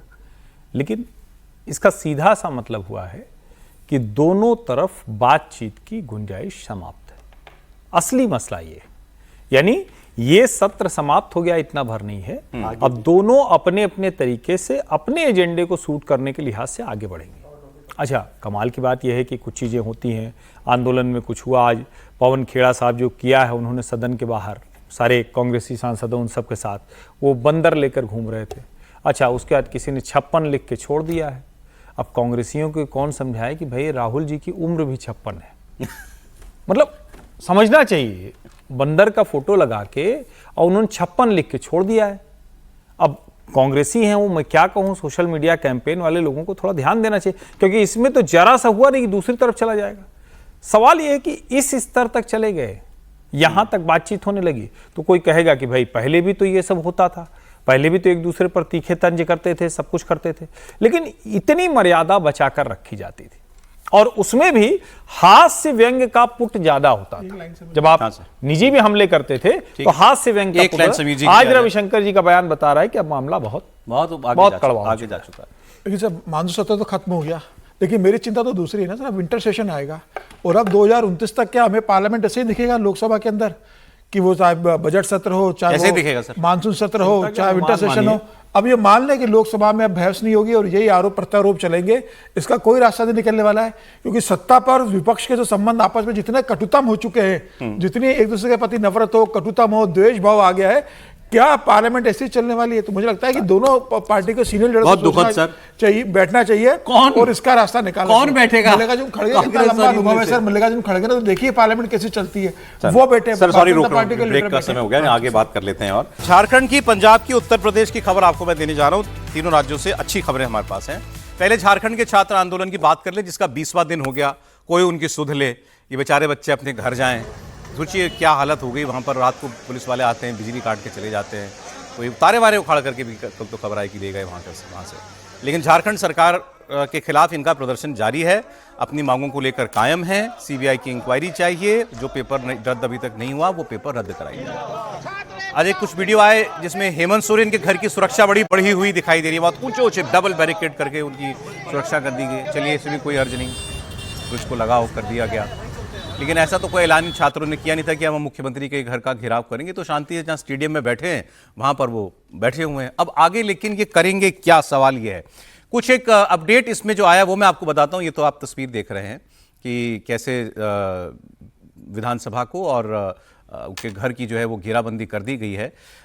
ये जो व्यक्ति पकड़ा गया था इसमें, जिसको लेकर के सबसे ज़्यादा बातें चल रही थी, जिसका नाम है अभय तिवारी, उस अभय तिवारी के हवाले से कई बातें सामने आई हैं कि उसने तो अब वो जगह तक बता दी है जहां पर जाकर के पेपर सॉल्वर वाले जो लोग थे वो जाकर के कितने लाख रुपए लेकर के वहां पर वो क्या कहते हैं उसको sir, OMR sheet, OMR sheet जो है उसको भरा करते थे।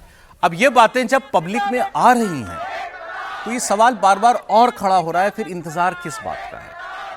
फिर तो ये सभी कुछ दिख रहा है ना कि भाई सारी व्यवस्था ही जो है ये दिमक लगी हुई थी। अब उसमें आप क्या अंतर करेंगे? नहीं, ये तो झारखंड वो क्या पब्लिक सर्विस कमीशन JPSC है या ये स्टाफ सिलेक्शन कमेटी वाला पेपर है, उसका कोई मतलब नहीं है। सरकार वो भेद करने में लगी हुई है। इसका मतलब यह है कि आपकी सारी चयन प्रक्रिया वो पूरी तरीके से ध्वस्त हो चुकी थी, करप्ट हो चुकी थी। आप एक्स चीफ सेक्रेटरी को गिरफ्तार कर रहे हैं जो JPSC का चेयरमैन था। इसके बाद भी अगर इन छात्रों की मांगे नहीं मानी जाती हैं और इस वजह से कि झारखंड में की सरकार एंटी तो नहीं लेकिन गैर बीजेपी सरकार है और वो CBI को नहीं देना चाहते केस, लेकिन अब बात उतनी, अब ये पॉलिटिक्स का मामला नहीं रह गया और छात्र वहां से उठेंगे नहीं। अगर सरकार को लग रहा है कितने दिन बैठेंगे? किसी ने तो ये भी लिखा था कि वहाँ खाना पीना पहुँचाने में भी दिक्कत परेशानियाँ लोगों के सामने खड़ी की जा रही हैं। त्रिपाठी जी, नहीं देखिए, एक तो ये कि रांची के ये जो छात्र हैं ना, इन पर तो अलग से एक शोध होना चाहिए कि इतना संयम, इतनी मर्यादा, इतना धैर्य कहाँ से लेकर आए। और मैं बार बार कहता हूँ तो सुनने में कई बार ऐसा लगता है कि मैं जैसे उन छात्रों के खिलाफ खड़ा हूँ जो जंतर मंतर पर प्रदर्शन कर रहे थे। तो मैं बार बार स्पष्ट भी करता हूँ कि मैं एकदम उनके खिलाफ नहीं हूँ। मैं बार बार आप इनसे बहुत अभिभूत दिखता है। नहीं, अभिभूत नहीं हूँ, मैं खुद छात्र आंदोलनों का हिस्सा हूँ। इतना धैर्य तो होता नहीं। सरकार इस हाल में रहे तो कुछ तो होगा ही होगा भाई। जो कहते हैं ना कि जवानी का खून है, कुछ तो उबलेगा। ये बेचारे जिस तरह से इनके साथ अत्याचार हो रहा है, जितनी संवेदनहीन सरकार है। और कमाल देखिए आप कि एक तरफ मुख्यमंत्री कहते हैं कि नहीं नहीं हम तो बड़ा सब अच्छे से कर रहे हैं और उसी रात पिटवा दिया जाता है। फिर सुबह वो लिखते हैं कि ये हो गया, फिर रात को अधिकारी पहुंच के कहते हैं कि अब खाली कर दो। मतलब कमाल ही है। और ये बच्चे चूंकि कुछ कर नहीं रहे हैं तो इसलिए देश भी उस तरह शायद बात नहीं कर रहा। अच्छा है कि हम लोग ये चर्चा कर रहे हैं, अच्छा है कि कहानी कुर्सी की में इसकी चर्चा हो रही है और देश के अलग अलग हिस्सों में प्रदर्शन भी हो रहा है। इसलिए लगता है ना कि क्यों नहीं दिल्ली की मांग मान ली गई, वो अच्छी बात हो गई, चलिए इनका क्या कसूर है? सर कसूर सिर्फ वही है कि वो नसीरुद्दीन साहब बेसुध हो गए सर। कसूर ये है, कसूर ये है कि शबाना आजमी को कि मतलब नहीं दिख रहा है दर्द की इन बच्चों का भी हाथ पांव दर्द होता है, ये बच्चे भी अनशन में बैठे हैं तो इनको भी दिक्कत होती है। कसूर ये है कि बड़े बड़े लोग जो पार्टियां यहाँ दिल्ली में दे रहे थे और खाना भी जो आ रहे थे उनको नहीं लगता कि ये बच्चे खाते भी हैं, ये तो चलो माड़ भात खा के हो गया, इनका काम चल गया, इनको तो और चाहिए नहीं। कसूर ये है कि इन्होंने अभी तक किसी को गाली नहीं दी ना जिससे उनका एजेंडा सधे। ये तो कहां गाली वाली दें, कोई सरकार गिराने की बात करें, किसी को ठोकने की बात करें, तब तो इनकी कोई बात सुने। लेकिन मैं फिर कह रहा हूं ये उदाहरण बनेगा और ये बच्चे बिना न्याय लिए उठने वाले नहीं। मैं आ रहा हूं सर, मैं आ रहा हूं। देश उनके साथ खड़ा है। ये आप क्योंकि उसमें उन पे भी बोलना चाह रहे थे ना, सीजेपी पर भी बोलना चाह रहे थे आप, तो मैं सीजेपी वाले का आपको एक बताता हूं। कल ये सवाल हुआ फिर उनसे, सीजेपी वाले तो जहां दिखते हैं उनसे पहले तो झारखंड के सवाल पूछे ही जाते हैं, क्योंकि ये दिख रहा है ना कि आप दिल्ली में तो आप आयोजक और सब कुछ मंच आपका और क्रेडिट भी आपका हुआ इस्तीफे का, झारखंड आप गए नहीं, झारखंड उन्होंने अपने लोगों को भेज दिया। अब वो उनका क्या कहना है, उनका लेटेस्ट बयान अभिजीत दीपके का ये था कि हम नहीं चाहते कि हमारी वजह से जो स्पॉटलाइट है वो शिफ्ट हो। वो आंदोलन उन्होंने उनका नाम लिया, महतो जी का जो अनशन कर रहे हैं, दाढ़ी वाले जो छात्र हैं, जो उन्होंने कहा कि वो उनका आंदोलन है, हम उसको जो है किसी भी तरीके से क्रेडिट उनसे नहीं लेना चाहते, इसीलिए हम नहीं जा रहे हैं। ये अभिजीत दीपके। देखिए मैं पहले दिन से मैं बार बार ये बात कहता हूँ और आज भी फिर दोहरा रहा हूँ, जंतर मंतर का आंदोलन छात्रों के नाम पर था, वो छात्र आंदोलन नहीं था। छात्र आ गए क्योंकि छात्रों के नाम पर वो आंदोलन शुरू किया गया। दूसरी बात कि जंतर मंतर का आंदोलन पूरी तरीके से राजनीतिक दुराग्रह से प्रेरित था और वैचारिक दुराग्रह दोनों से प्रेरित था। वो हेट मोटिव ब्रिगेड का हिस्सा जो लोग थे वे सभी लोग एकत्र हुए और उसके कई कारण हैं। SIR का मुद्दा भी था, कश्मीर का भी मुद्दा था, सर्जिल इमाम के समर्थक भी थे उसमें, बाकी सारे लोग भी थे, तो ये सारे गिरोह एक साथ इकट्ठा हो गए थे। इसका दो कारण पता लगता है। इनका मुद्दा सीधा था शिक्षा में सुधार, परीक्षा में सुधार, तो सिर्फ एक ऊपर एक हेडलाइंस चलाने के लिए था। बाकी इन्होंने क्या कहा शिक्षा मंत्री को इस्तीफा देना चाहिए, ये राजनीतिक निर्णय लेने के लिए उन्होंने किया। एनटीए को हटा दिया गया था, सब चीज़ों लोगों को हटा दिया गया था, शिक्षा सचिव को हटा दिया गया था, उनसे इनका कोई लेना देना नहीं था। ये आक्रमण किस पर कर रहे थे?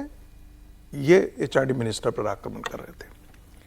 झारखंड आप चले जाइए, झारखंड के छात्रों ने एक भी वैचारिक मुद्दे को यहां पर नहीं लाया, चाहे वो 370 हो, SIR का मुद्दा हो या वोट चोरी का मुद्दा हो, अल्लाह हो अकबर। आप उसको छात्र आंदोलन नहीं मानते, ये छात्रों का ये सर। एक बड़ी खबर आ रही है सर, महाराष्ट्र के नांदेड़ में सुखबीर बादल, अकाली दल के नेता सुखबीर बादल पर हमला हुआ है।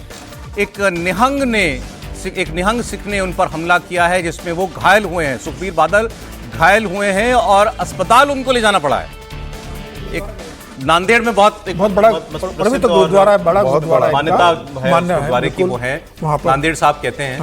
तो वहां सुखबीर बादल पर हमला और एक निहंग सिख ने ही उन पर हमला कर दिया है।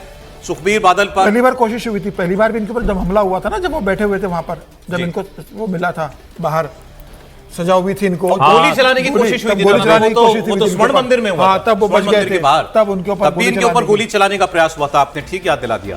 और अब एक बार फिर इनके ऊपर हमला हुआ है नांदेड़ में। इनके ऊपर कोई वैसा कोई आरोप है क्या, बेदबी वगैरह वाला? हाँ, इनके ऊपर भी तो पहले ही था ना, उसी में तो ये जाकर वहां सेवा की थी उन्होंने, लेकिन उस पर भी हमला हो गया था और इनकी सरकार को पूरी किया गया था। और मतलब एक तरह से कहें तो अब तो खैर वो मसला हल हो गया था, लेकिन ये अभी होने का मतलब नहीं समझ में आ रहा है। एक तरह से कहें कि ये या तो कुछ फिर से इसको बढ़ाने की कोशिश है, और एक तो ये पंजाब के चुनाव भी आ रहे हैं, तो ये भी पंजाब में बहुत कुछ ऐसा हो रहा है जो नहीं होना चाहिए। नहीं होना चाहिए। अभी जो अमृतपाल है उसने ये तस्वीरें ना आज की तस्वीरें जो आप देख रहे हैं, ये नांदेड़ साहब की तस्वीर है, होता है बेटे को। हाँ, नांदेड़ साहब की ही तस्वीर है, आज ही की तस्वीर है सुखबीर बादल की। इसमें वो अभी नहीं है लेकिन वो हमले वाला, लेकिन यहाँ हमला हो गया उन पर। सॉरी, आप बोल रहे थे जो। नहीं, मैं इसीलिए कह रहा हूँ कि बड़ा संवेदनशील मसला है और सरकार को भी समझना होगा, एजेंसियों को भी समझना होगा और सिखों को भी समझना होगा कि कहीं इसका दुरुपयोग दूसरी तरह से नहीं हो। बड़ी मुश्किल से, मतलब पंजाब जो कहे ना सामान्य स्थिति में बड़ी मुश्किल से लौटा है। और मुझे केपीएस गिल साहब का एक बयान वो याद आ रहा है, संभवतः 2017 में उन्होंने दिया था। वो आम आदमी पार्टी जब पहली बार गई थी तो उन्होंने कहा था कि इसके बाद से वहां पर एक्सट्रीमिस्ट घटनाएं बढ़ गई हैं। ये केपीएस गिल साहब का तब बयान। एक अपडेट ले लेते हैं। पुनीत परिंजा हमारे सहयोगी फोन लाइन पर हमारे साथ है। पुनीत, क्या खबर मिली है आपको? सौरभ, देखिए, सुबह 11 बजे का ये वाकया है जब सुखबीर बादल वहां पर माता साहिब गुरुद्वारा है नांदेड़ साहिब में, वहां पर वो माथा टेकने के लिए गए थे। और उसी दौरान बताया जा रहा है कि जब वो गुरुद्वारा साहिब के माथा टेक के बाहर आते हैं और वहीं पर परिसर पे उनके ऊपर एक शख्स जो है वो हमला कर देता है, जिसमें वो घायल हो जाते हैं। फिलहाल उन्हें वहां पर एक निजी अस्पताल में भर्ती करवाया गया है और ये जानकारी जो है अभी तक सामने आई है। और ये सुबह 11 बजे का ये इंसिडेंट है जब उनके ऊपर ये हमला हुआ है वहां पर। जी सौरभ, कोई पुलिस वाला भी घायल हो गया। क्या इनके हालत के बारे में कुछ पता चल रहा है? मतलब गंभीर चोट लगी है क्या? जो पार्टी की तरफ से अभी तक कोई आधिकारिक जो है वो पुष्टि नहीं हो रही है कि कितने गंभीर अवस्था में ये घायल हुए हैं, या परिवार की तरफ से अभी तक ऐसी कोई जानकारी जो है वो नहीं दी जा रही है, क्योंकि महाराष्ट्र के नांदेड़ में ये पूरा इंसिडेंट हुआ है। और लगातार जो पार्टी के नेता है वो भी इसको लेकर अपडेट कह रहे हैं कि हम भी जल्द इस पे पूरी जानकारी देंगे। कितना बड़ा हमला था, क्या हमला हुआ, किसने हमला किया, कौन शख्स पत्थर से लेकिन हमला किया गया, आपने बताया। ये अभी कंफर्म नहीं है, लेकिन हमला हुआ है किस तरह से हुआ है ये सुबह 11 बजे हुआ है, इतना ठीक है पुनीत। ठीक है, मतलब अभी ज्यादा जानकारी इसको लेकर आई नहीं है। 11 बजे का वाकया पुनीत बता रहे हैं। पुनीत, शुक्रिया आपका। साथ में पुलिसकर्मी था, वो भी घायल हो गया। पुलिसकर्मी भी घायल हुआ, बचाने में घायल हुआ है। मतलब हमला। अब सुखबीर बादल पंजाब के उप मुख्यमंत्री रहे। उनके पिताजी प्रकाश सिंह बादल देश के बहुत सम्मानित और बहुत सीनियर लीडर्स में से गिने जाते रहे हमेशा। बीजेपी के साथ मिलकर उन्होंने कई बार सरकार बनाई पंजाब में। सुखबीर बादल अपने पिताजी के होते हुए भी माना जाता था कि पार्टी और सरकार वही चलाते थे। सुखबीर, उसके बाद कांग्रेस की सरकार जब आई तो अकाली दल और प्रकाश सिंह बादल साहब का निधन हो गया। सुखबीर बादल के सितारे लेकिन उन दिनों में फिर माना जाता है गर्दिश में चले गए।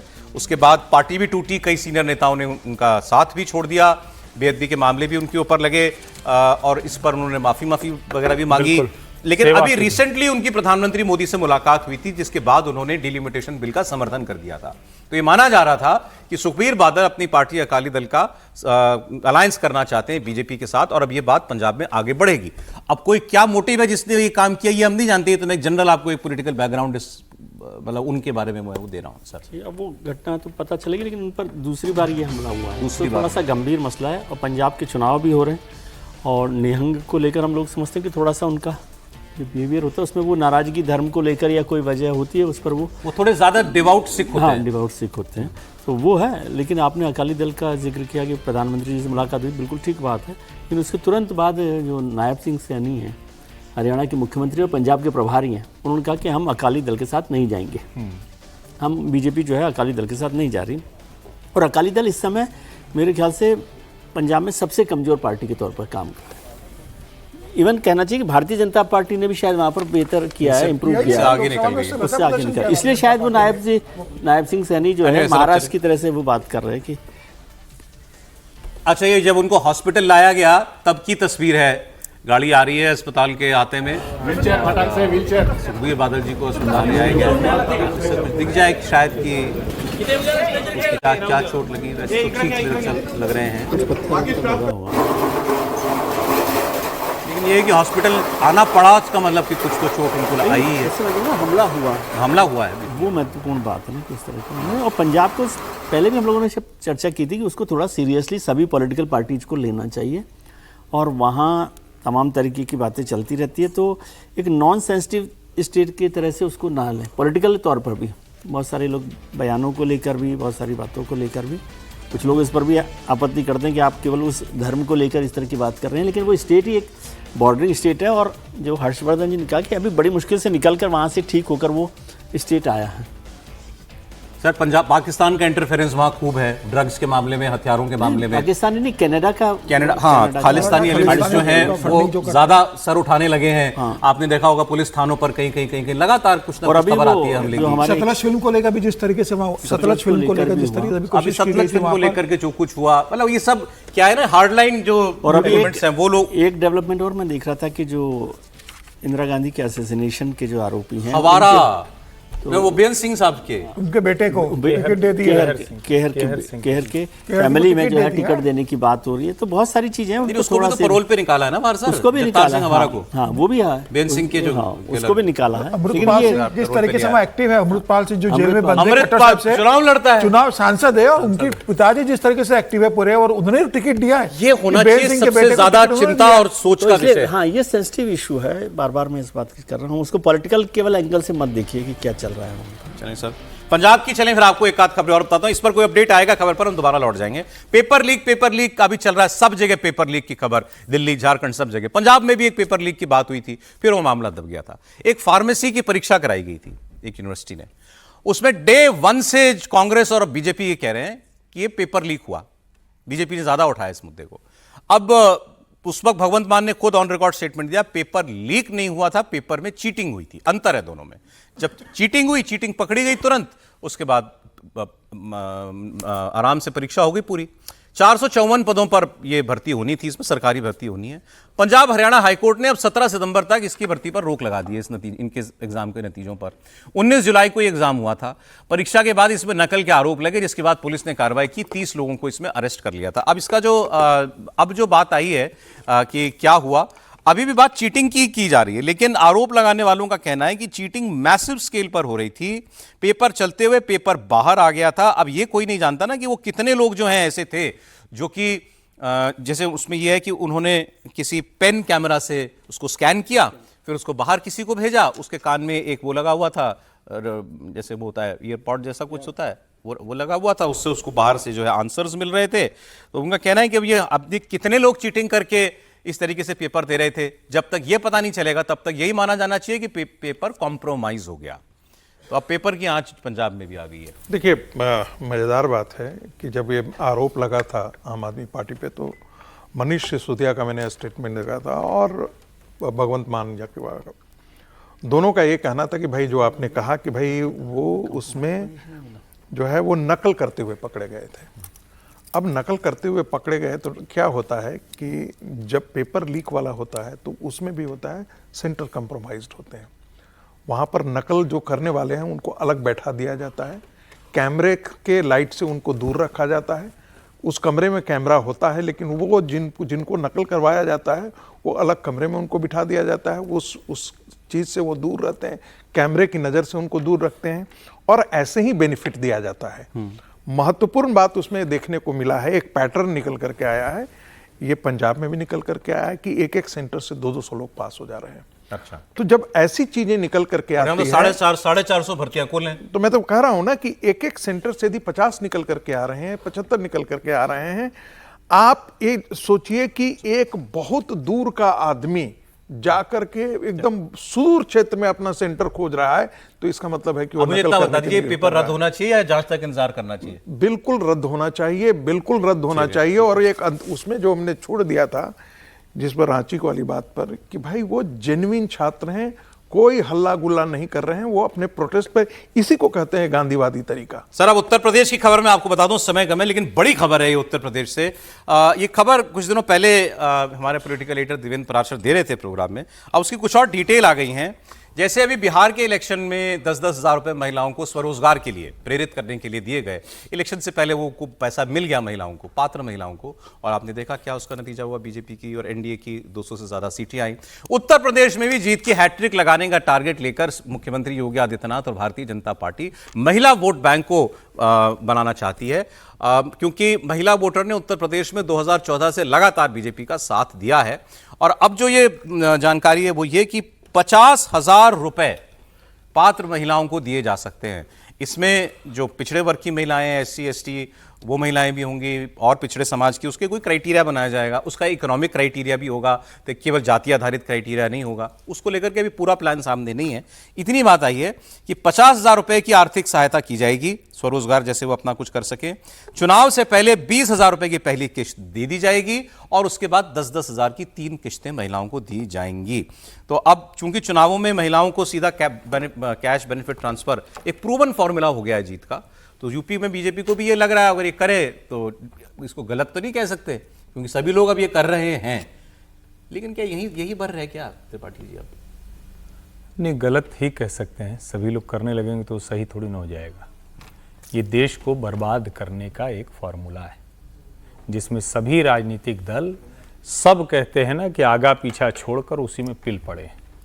दुर्भाग्यपूर्ण है कि अभी तो हम लोग चर्चा कर रहे थे ना कि उत्तर प्रदेश बड़ा अच्छा काम करता है, ease of doing business index में नंबर 2 पर पहुंच गया, कौन कौन सा कॉरिडोर बन गया। हम ही बताते हैं कि हमारा राज्य, हम चूंकि उत्तर प्रदेश से हैं तो गर्व करते हैं कि सबसे ज़्यादा इंटरनेशनल हवाई अड्डे हो गए, हम ही गर्व करते हैं कि सबसे ज़्यादा एक्सप्रेसवे बन गए, हम ही गर्व करते हैं कि भला अब बड़ी बड़ी कंपनियां आती हैं तो उन जो विकसित राज्य हैं हमारे, महाराष्ट्र है, गुजरात है, कर्नाटक है, तमिलनाडु, उनके मुकाबले लखनऊ भी उतर के आ जाते हैं उनके CEO। इसके लिए कि महिलाओं को ऐसे रिश्वत दे दी जाए।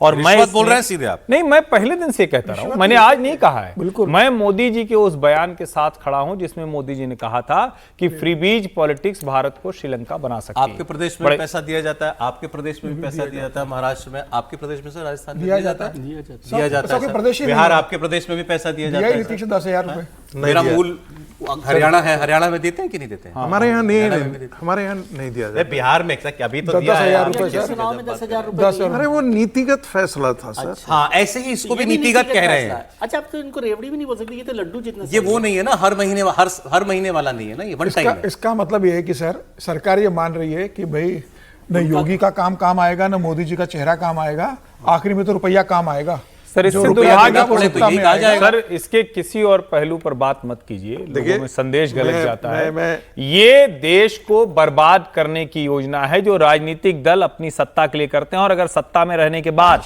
10 साल की सरकार के बाद आपको ये करना पड़ रहा है तो इसका मतलब कि आपने अभी एक डेटा आया था सर, पा रहा हूं सर, वो डेटा यूपी का बड़ा अच्छा दिखा रहा था एक्चुअली। हम आ रहा हूं सर, वो एक्चुअली मनीष तिवारी जी ने पंजाब में debt to GDP ratio, debt to GDP होता है, जीडीपी टू डेट होता है, डेट टू जीडीपी रेशो बताया था। तो पंजाब की स्थिति सबसे खराब है। एक आध पूर्वोत्तर के राज्य, उसके बाद बड़े राज्यों में पंजाब है जो अपनी जीडीपी के मुकाबले सबसे ज्यादा कर्ज लेता है।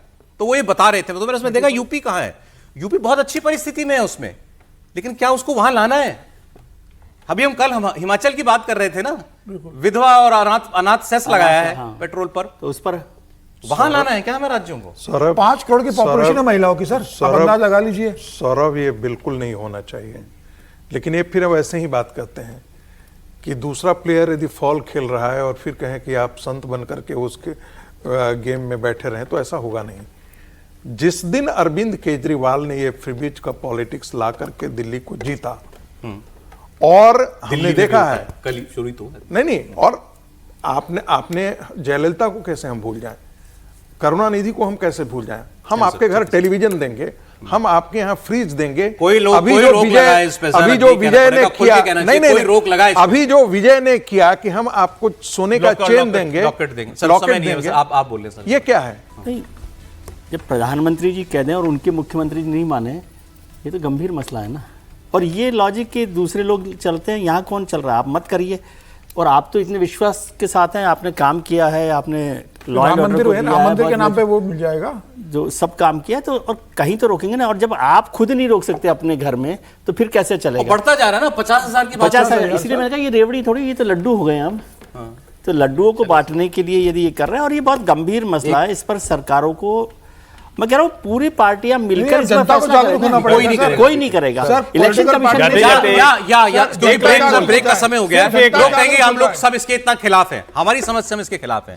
अगर इसका कोई इकोनॉमिक प्रॉफिट, इकोनॉमिक लॉजिक है तो वो बताया जाए कि इससे फायदा होता है। सरकार नहीं सुधरेगी, जनता को सुधरना पड़ेगा। सिर्फ एक लाइन बोल देता हूँ, यूपी में एक एम्स खुला गोरखपुर में, एक खुला रायबरेली में, अभी रायबरेली वाले की पूरी ओपीडी शुरू हो गई हो तो बता दें।